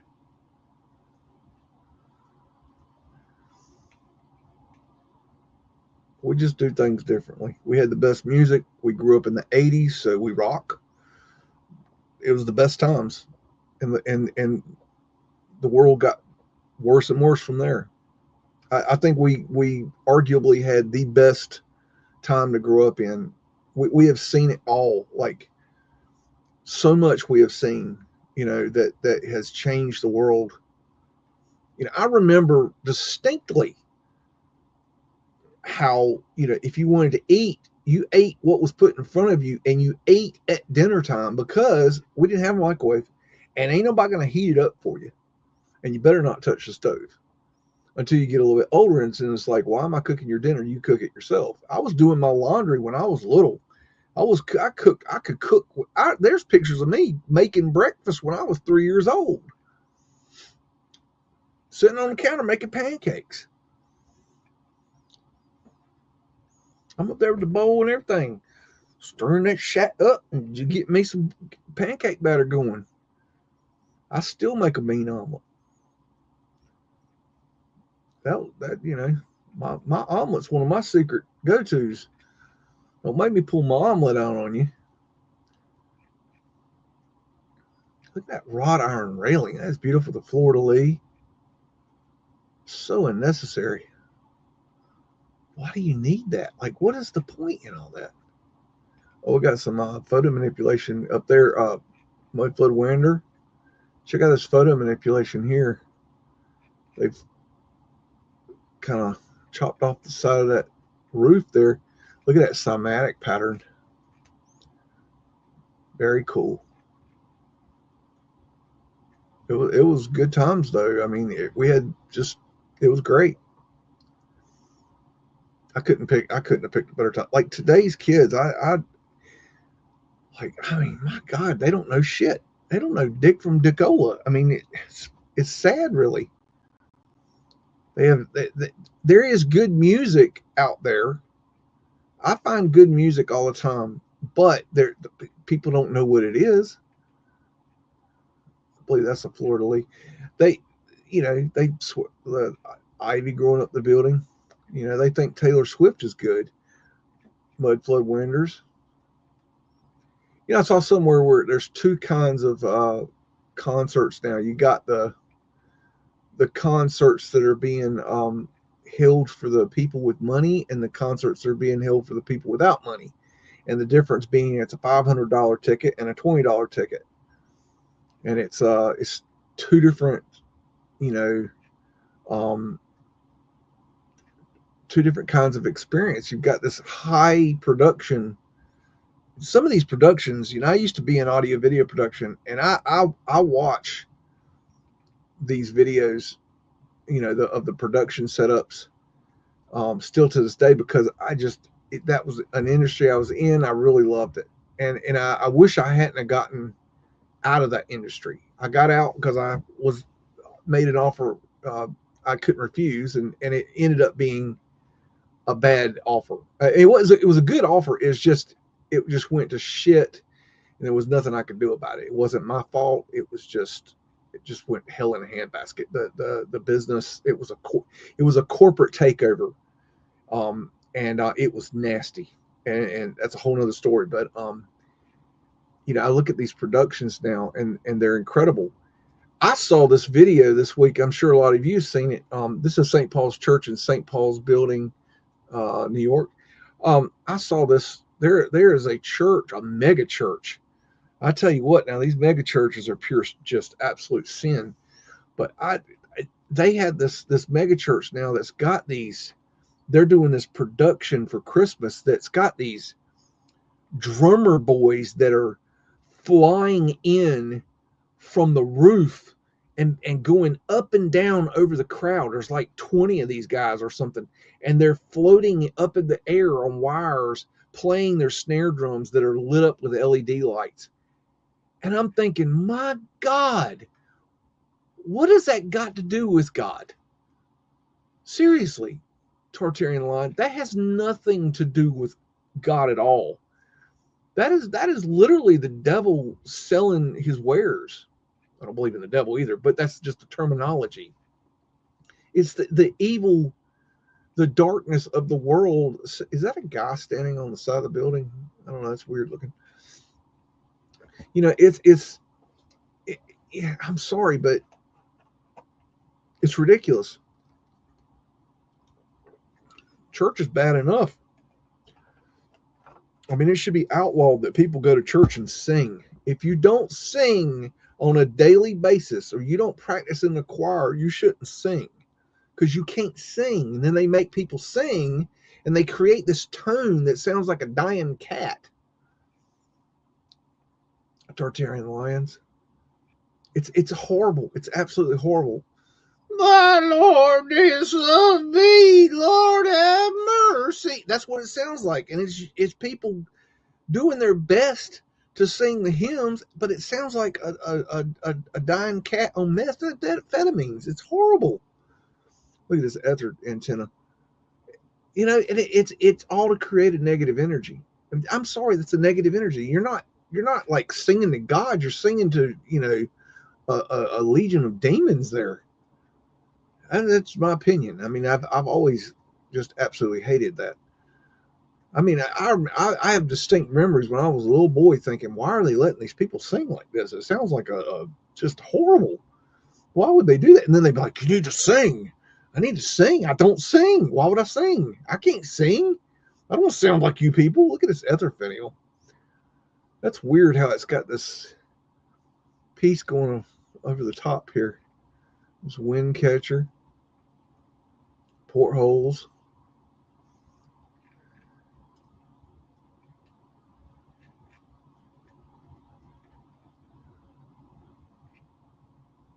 Looks like a clock, I think.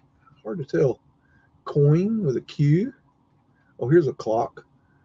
It's like 4 1s for the Roman numerals for the Mandela affected folks. There's the wind catcher. Ether finial.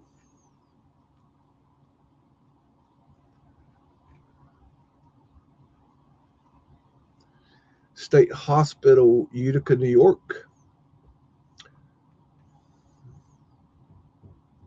Let that block in. There we go. Got Mudflood winners here.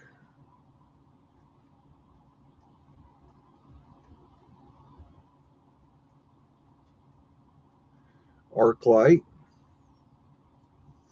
Mudflood winners. I think these fire hydrants are old world. Just an opinion, y'all.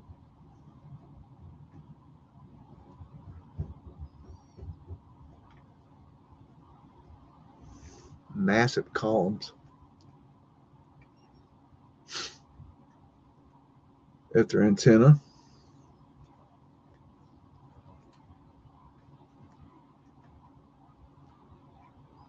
Mudflood winners.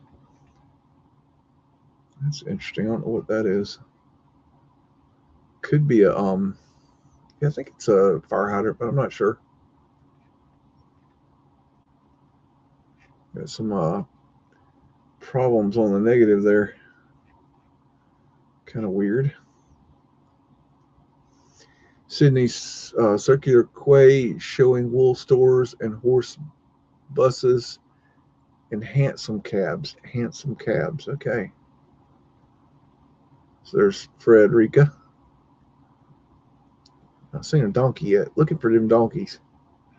1892. Arc light. You know, this is all the way around the world, and we got the same architecture, the same, you know, everything. I mean, there's little details that are different. Their buggies might be a little different, but I mean, basically the same. You know, how did all this stuff get around the world in the same way at the same time? All these just the concepts of how to build things. We build this way. This is what a horse and cart looks like. This is what, you know, this is the way we build our buildings. This is, you know, it's like same. Look at that big tall ship there. Very cool. There's just something just off here. University of Pennsylvania main building and library, Philadelphia, Pennsylvania. Got cobblestone brick road. That unfortunately is not melted. I'm sorry, Jen. You will have to come back and play again. Okay. That's pretty cool looking window right there. Florida Lee.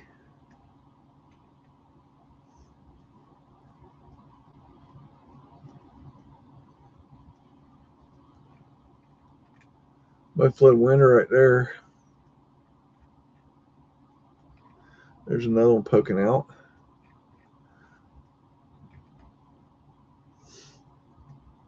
I like the stonework. Very nice. These are wind catchers. Florida Lee. Maybe 18, maybe 73. I don't know. It's kind of hard to read that one. Hall of the Medical Department. That looks added to me.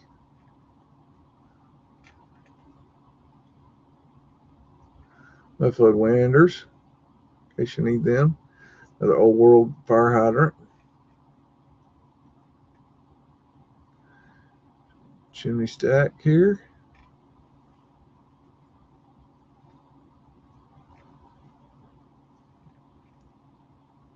There's some glass insulators.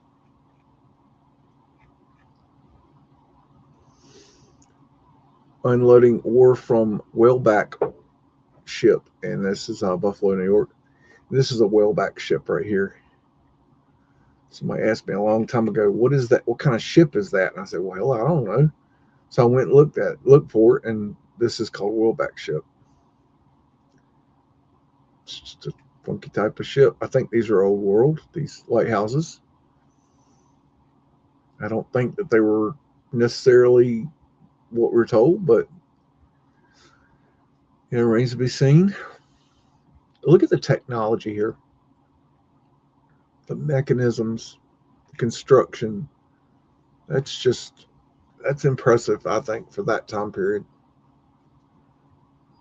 Arc light.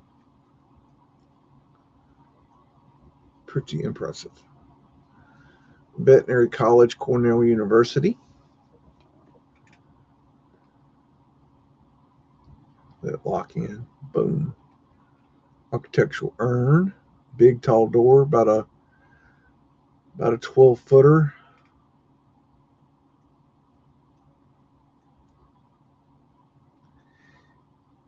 Looks like could be something up on the front of the building down below, because you got this iron railing right there. They usually put that there. Yeah, look at those Mudflood windows right there.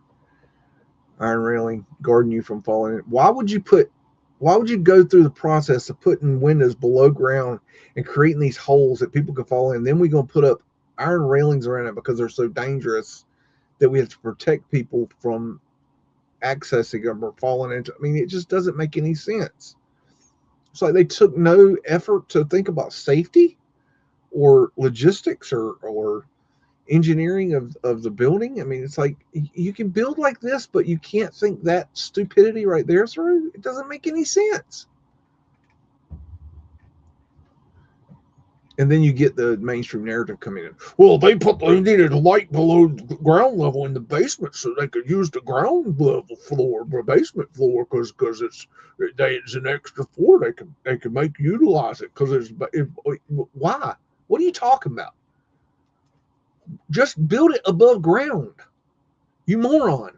I mean, it makes no sense. Okay, maybe if you had one building here and another building there, a few buildings. But when every single building has a damn underground level multiple times, sometimes your story just it doesn't add up. Especially when you got sub basements and sub basements and sub basements. What's your explanation for that? Explain that. Why? If they did that so they could get light to the basement, why 2, 3, 4 stories deep did they do that? Why? Do you think that light actually makes any difference coming down that well gully there? Do you think that has any effect on the light coming down to that basement on the 4 levels deep, 2 levels deep?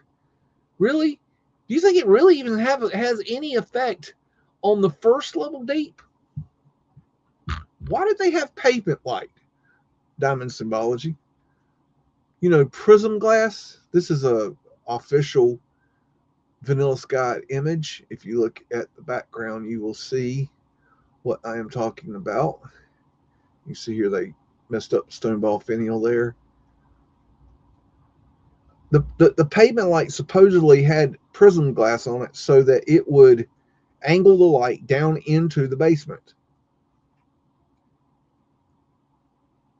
Prism glass was an afterthought. It was something they came up with later.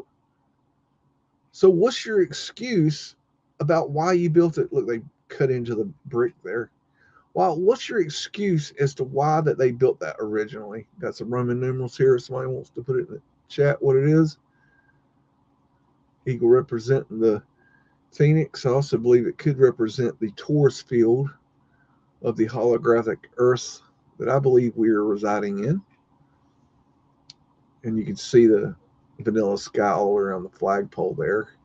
They've chopped into the flag here and into the Mercury ball.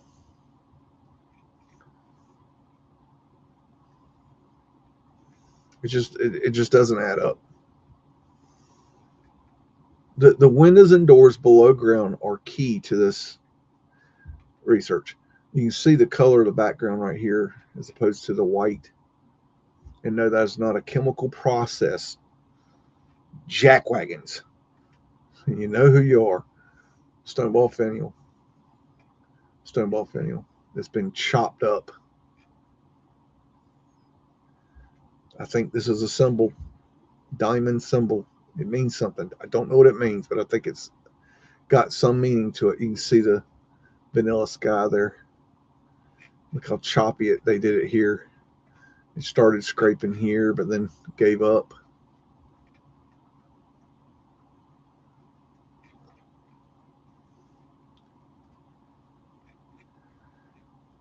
And I think it's just a matter of time before we find more really good ones. I think maybe also they're kind of catching on to what we're looking at, and they might be disappearing faster than we realize. But hopefully we'll get more as these contractors open up these sidewalks, repairing them because they are failing. Under the areaways. The areaways are just absolutely rotting. They're rusting through and just collapsing in. People are, getting hurt on them. And this is the Walker Building, Amherst College. So, I think we will see more Mudflood winners there. Just give it time. Mudflood winners all across here. Diamond symbology again.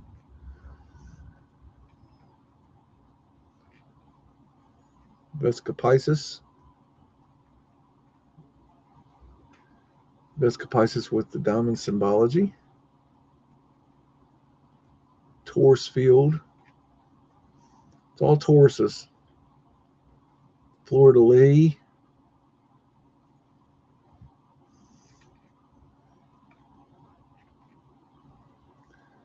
Checkerboard. I love this roofing. That's pretty cool.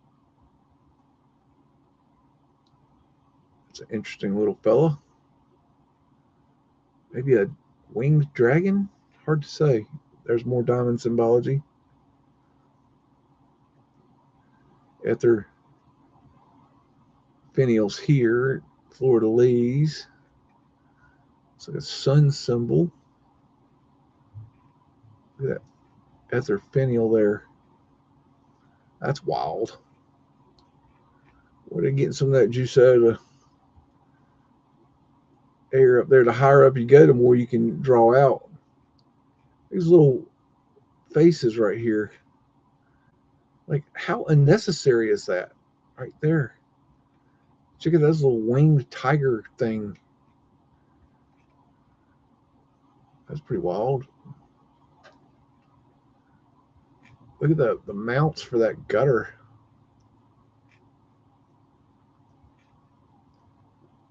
About time to put some wood on the wood stove. So we feel that temperature drop. It's amazing how it's pretty steady, and then it's as soon as that wood starts getting down low, it's that temperature starts dropping. You feel it. It's like, oh, okay. I'm not cold right now, but I can feel it's starting to go. Let's see. I ain't gonna do it. Okay. Washington Memorial Arch, New York. Lock in. Boom. There's Boss Man. There's Fred running around back there.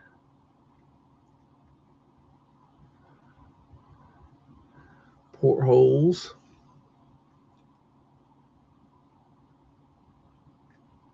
Wind catcher. We've added him a little cross up here. Phoenician wave, which in reality is just a torus field. Just half of a torus field. It's the motion of the torus field running. Everything's toruses. Fred knows it. Fred has a torus field. You have a torus field. Look at this gazebo. It's probably got an underground portion right here, which is a weird feature on these gazebos. Unscrewed cartouche with an eagle. Interesting cannon choice. Laurel leaf of control.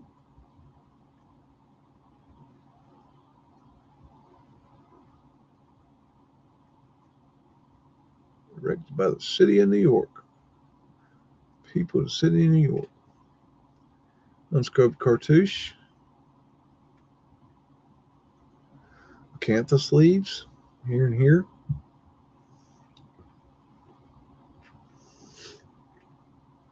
I think there is something to the acanthus leaves, Florida Lee, but I don't believe that it has anything to do with Jesus. Sorry.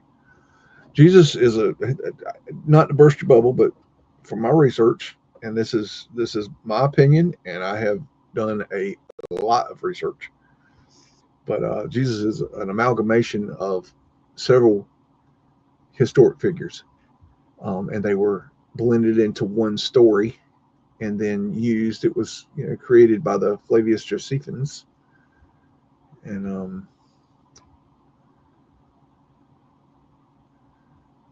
the Flavians, and Josephus. He was instrumental in. Sorry, I'm looking at something here. Lower leaf of control.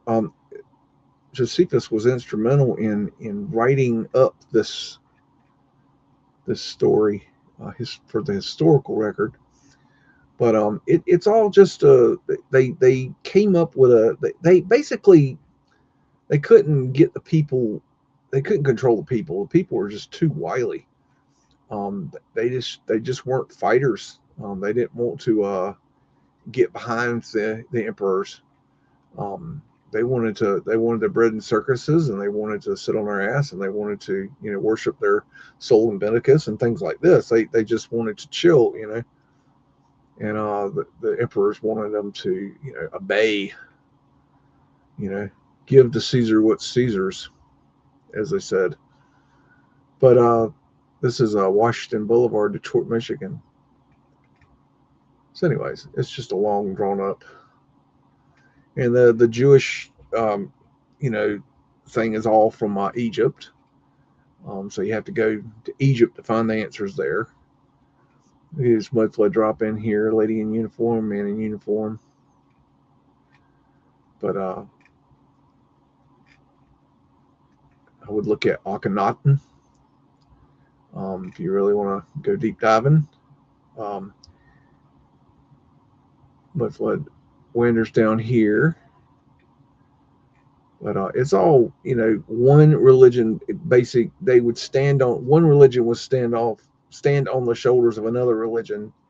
They've done some photo manipulation right here, a little hanky panky. Not sure what they did that for. Kind of interesting. But they would stand on the shoulders of others, and they did some photo manipulation on the wiring here as well. At their antennas, photo manipulated on the wire there. It goes all the way back. It's all based off all religion, every religion around the world, every single one of them. I don't care what religion it is, every single one of them. Write it down. Every single one of them. Every religion that you've ever been a part of, every religion out there, they're all based off sun god worship. It's all there. It's all sun god. The original sun god was a Sumerian god called An, A-N, or Anu, A-N-U, and it all stemmed from that original sun god story, religion, mythology. And if you studied Zechariah Ascension, a true story that was put down in cuneiform writing a long time ago. Now, is that true? That remains to be seen. But I have read, Zechariah Ascension's books several times. There's pavement light here because there is a story there. There is interesting ideas there. Architectural urn, and I don't believe that there's giants in it like some other people will tell you. Tourist field. But it could be pavement light in this right here. Hard to tell. But there's Pooper Scooper Man's rig. That's his kit, as the London people like to say, I guess. Look at this right here. What's going on there? It's kind of weird. It looks like a kid on the roof, but I don't know.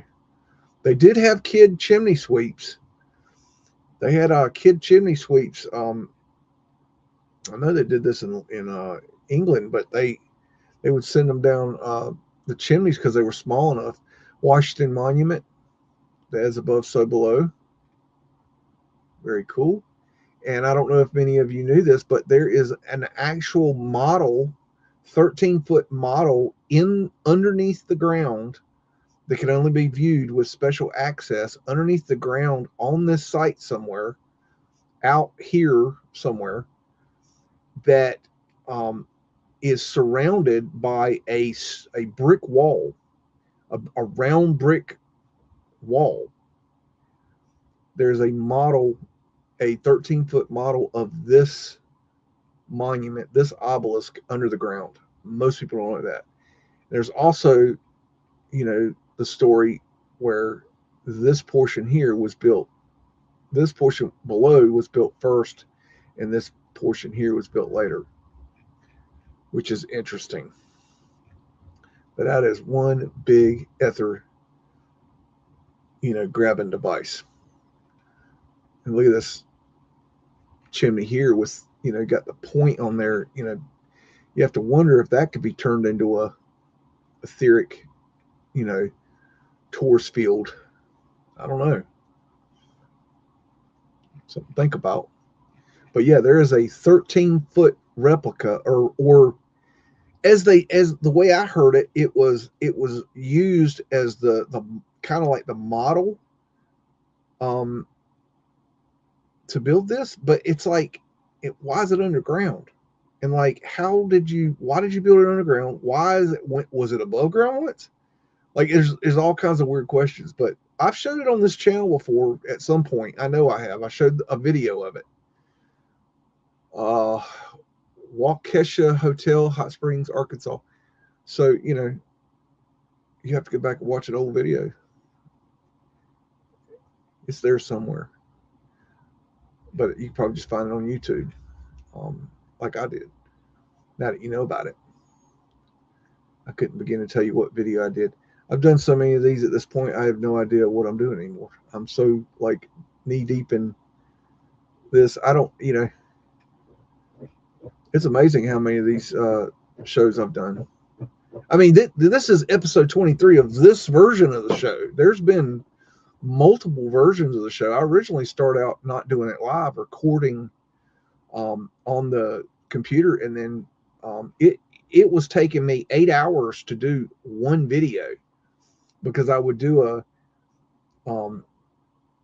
it would take me 2 hours to go through, average of 2 hours to go through the images, and then it would take me, I'd have to edit it, and I would have to render it, which took another, I had a really slow computer at the time. We got Ether Finial. Hey, Scratchy McGee, what are you scratching? There's nothing there to scratch. You're a nut.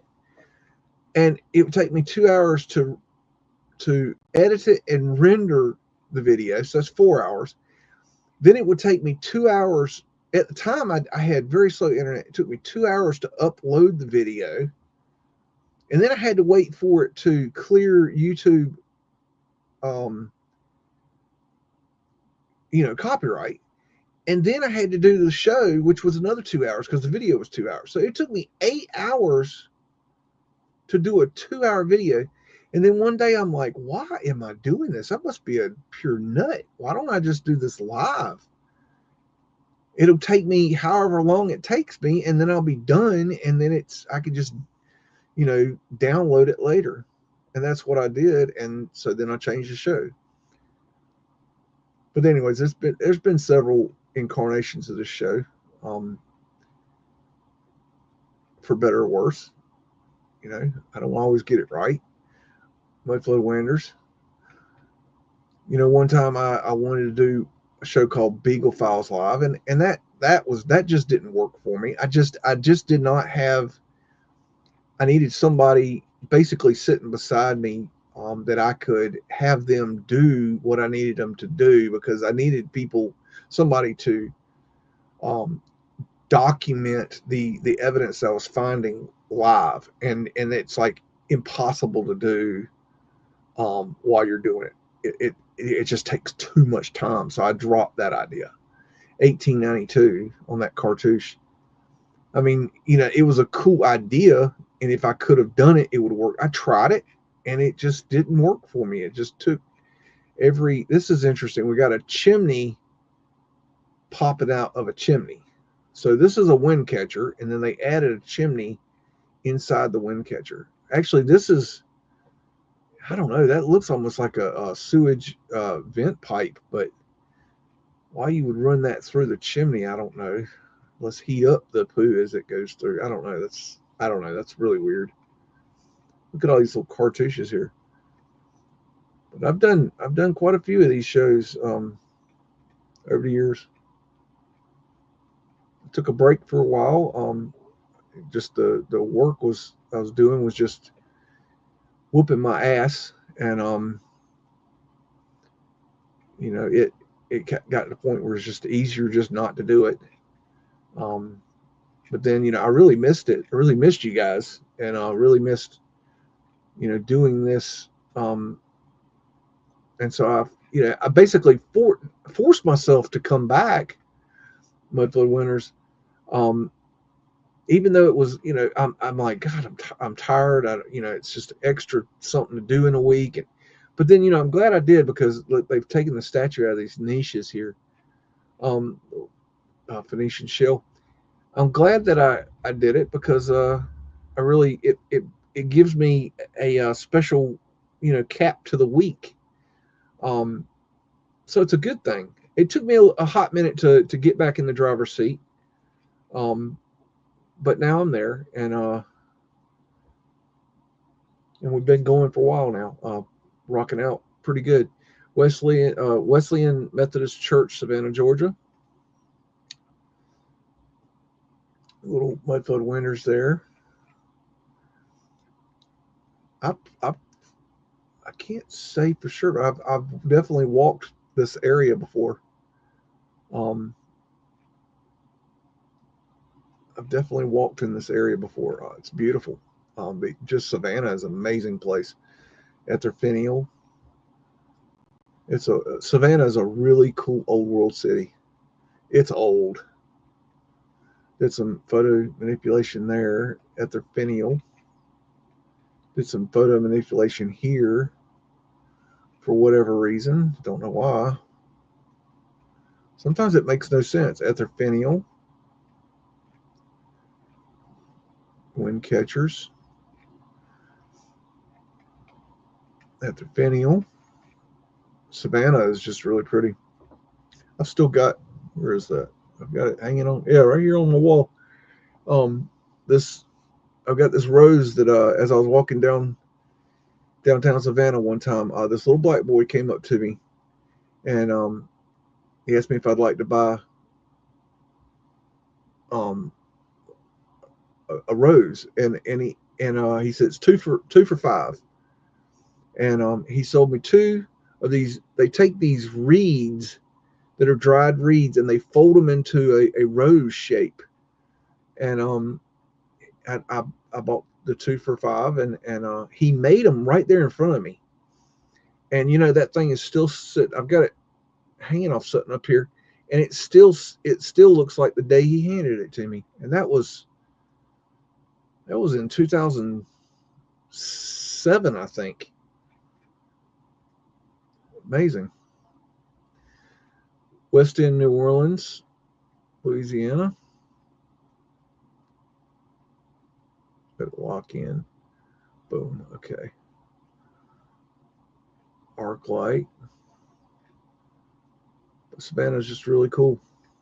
You got the cobblestone roads there, and you hear the horses walk around. Clop, clop, clop, clop, clop. So cool. Arc lights.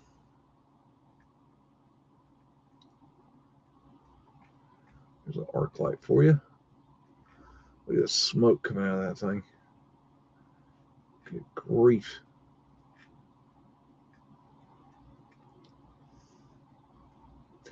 But I've been to the Fort Sumter, and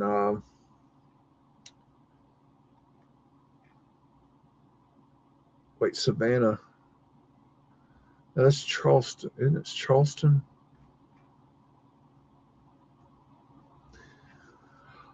I'm thinking of Charleston. I've been to Savannah too. Now Savannah has one of my favorite restaurants in the whole world, and it's called the Pirate's House. And it actually has a legend of an underground tunnel that came up from the beach where the pirates would go through the tunnel and come up into, it was a tavern at the time and brothel. and the pirates would come up underground, and the tunnel's still there. You can see it, and they would hang out and then go back through the tunnel back to their ships, and then paddle out, in their little rowboats to their ships undetected. Worley's unloading ore, Penn Railroad, Pennsylvania Railroad docks, Erie, PA. Yeah, I was getting Charleston confused with Savannah. Savannah's really cool too, but Savannah's I don't know, it's pretty rough in Savannah. Yeah, that's why that church wasn't looking familiar, because I was thinking of Charleston. Look at that mechanism on that crane. I mean, that just looks like something we made right there. It looks like our tech. We have a signature thing going on back in that time. Like, it's just, our stuff has a like a jackwagon look to it. Like, if you know what a jackwagon is, it just has a use anything you got kind of look. Like, this part could have been, but and just look how chintzy that is. It just doesn't look, to me, it just doesn't look right.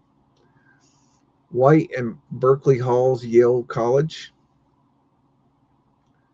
Got Fred Booty here, let lock in. And boop. Got Mudflood winners. They got blinders on Fred, so Fred can't see the Mudflood winners. They don't want him to go off the tail. Look at the big arch right here. That's what I'm talking about. They already got it blocked in. It's already blocked in. This isn't even the building I was talking about. It looks already blocked in. Why? What's the point of all that? Got Tartarian Griffins, 1893.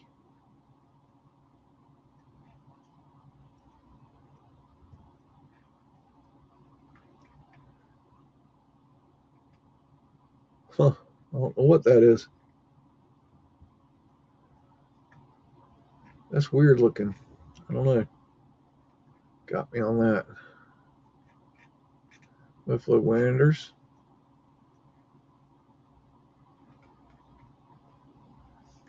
At their finial. I don't know what these things are. They're I don't think they're portholes. They look, I don't know what those are. Those are portholes. I don't know. That's kind of weird. Arc light. Maybe a pine cone? Representing a pine cone, maybe? Hard to say.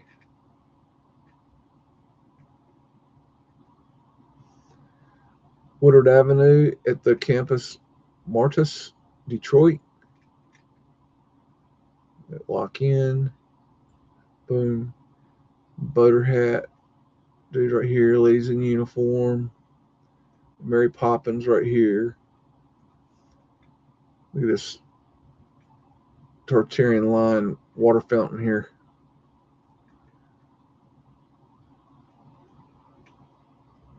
Testamentary gift. Acanthus leaves, maybe.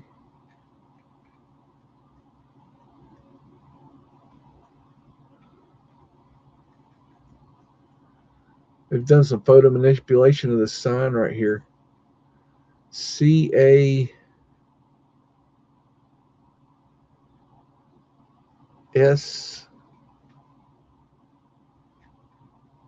It's EER. Looks like HACA.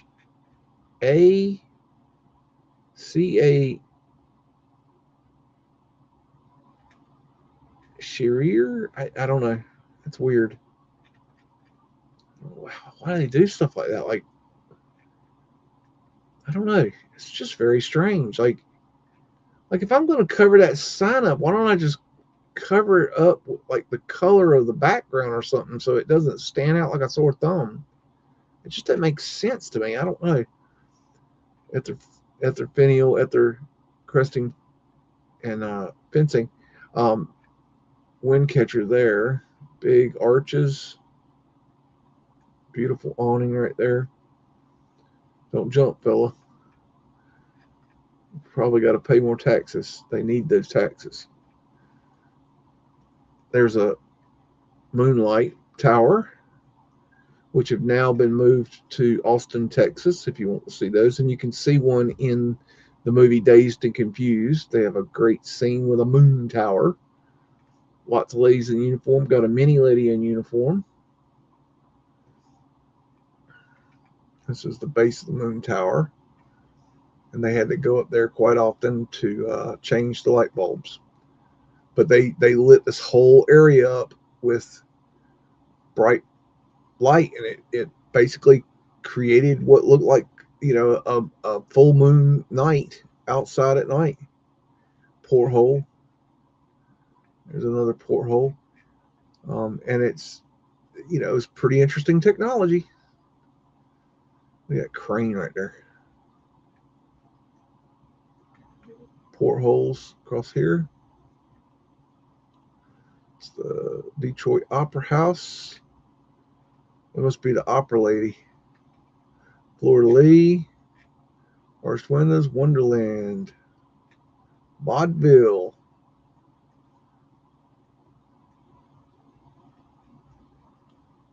I think these are horseshit narrative statues that have been added. I don't know about this one, but the ones below. Laurel Leaf of Control. Diamond Symbology. Portholes. Big arch. Big arches here. Got Fred back here hanging out. Doing what Fred does. I believe there's pavement light in that picture somewhere, but I can't really see it. Woodard Coal Breakers, Kingston, PA. And I believe we built these buildings. It's just an opinion. Very simple and A-framey and wood and looks like shit and just very, you know, tasteless. Just no, you know, no symmetry, no, I don't know. It's ugly. World's Dispensary Medical Association, Buffalo, New York. That lock in. Boom. We got Fred over here. We got Mudflood Winters down here. It's like a Mudflood door. See how short it is? Mudflood Winters there. You got the iron railing protecting it. Of course, more Mudflood Winters across there.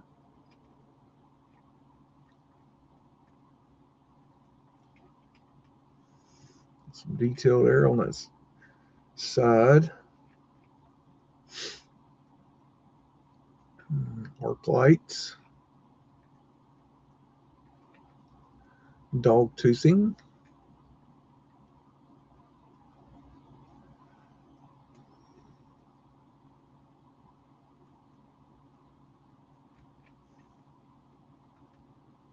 Check that out. It's interesting. You know, I was looking at a picture today, and it just they randomly in the background had a Moravian star, if you know what that is.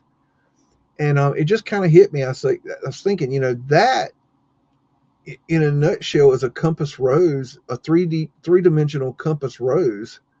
And, you know, a compass rose is a flat earth asterisk. So it made me think maybe this is a yard of Tenement and Park at 107th Street, New York.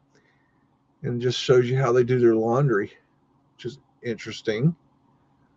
But, you know, the Moravian star could possibly be a flat earth, a 3D flat earth asterisk, which I think is very interesting because we don't live in a two-dimensional, you know, holographic projection. We live in a three-dimensional holographic projection. So, you know, maybe the Moravian star is just that, a 3D representation of that. Just something that came to me today, just out of the blue. Kind of cool. Zinc Mines, Franklin, New Jersey. lock in. And there it goes. Got the outhouse here. That's where you took your business to.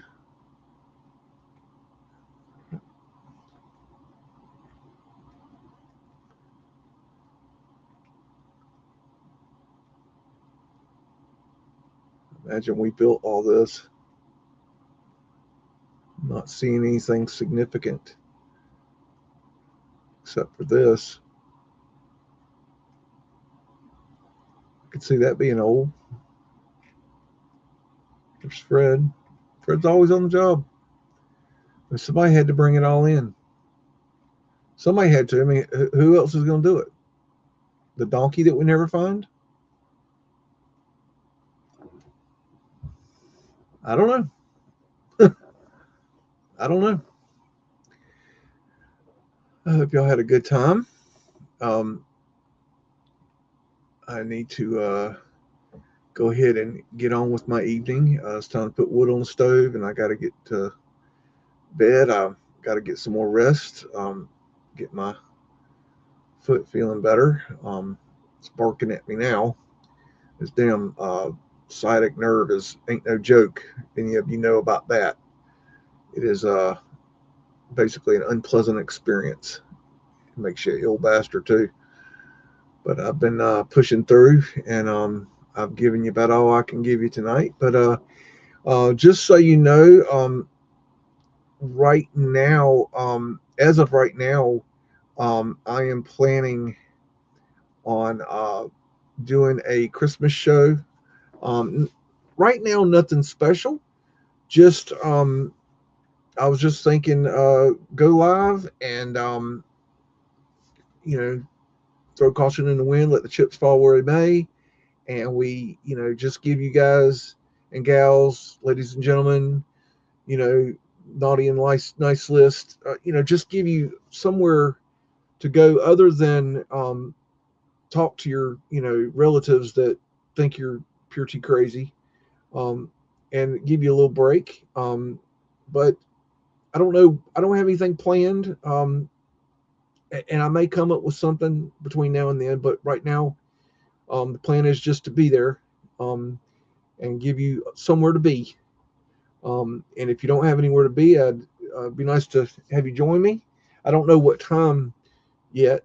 I haven't thought this through as much as need be, but I will let you know when I know, and we will do a Christmas and do our thing. And if you got some ideas or questions, start thinking about things you'd like to ask, or and we can go kind of into some different things. I don't want to do the normal thing. I want to just kind of throw something at the wall, see what sticks, and just see kind of what you guys want to do and what you'd like to talk about. I get tired of talking from my mind. I want to hear what you guys have on your mind, because you guys are pretty damn smart too, and I want to hear more from you. So get your Q&As ready, and let's spend some Christmas time together. And I will see you very shortly. And thank you for hanging out with me and spending your time with me. It means the absolute world to me. We will see you very soon. Love, Biggs. This motherfucker don't miss. No, he's fucking good. That motherfucker don't miss, man. He's good. In the heat of battle, he don't miss. No. In the heat of controversy, he don't miss. No.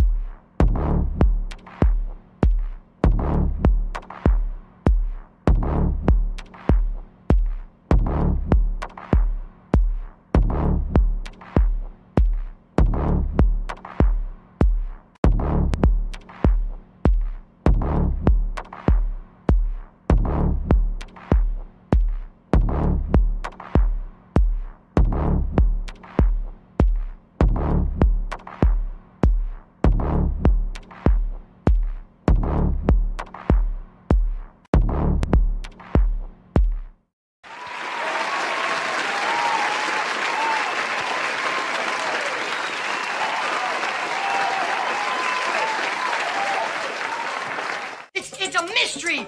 It's a mystery wrapped in a riddle inside an enigma. Don't you get it? Say woof again! Say woof again! I've got one that can see. Welcome to the underground.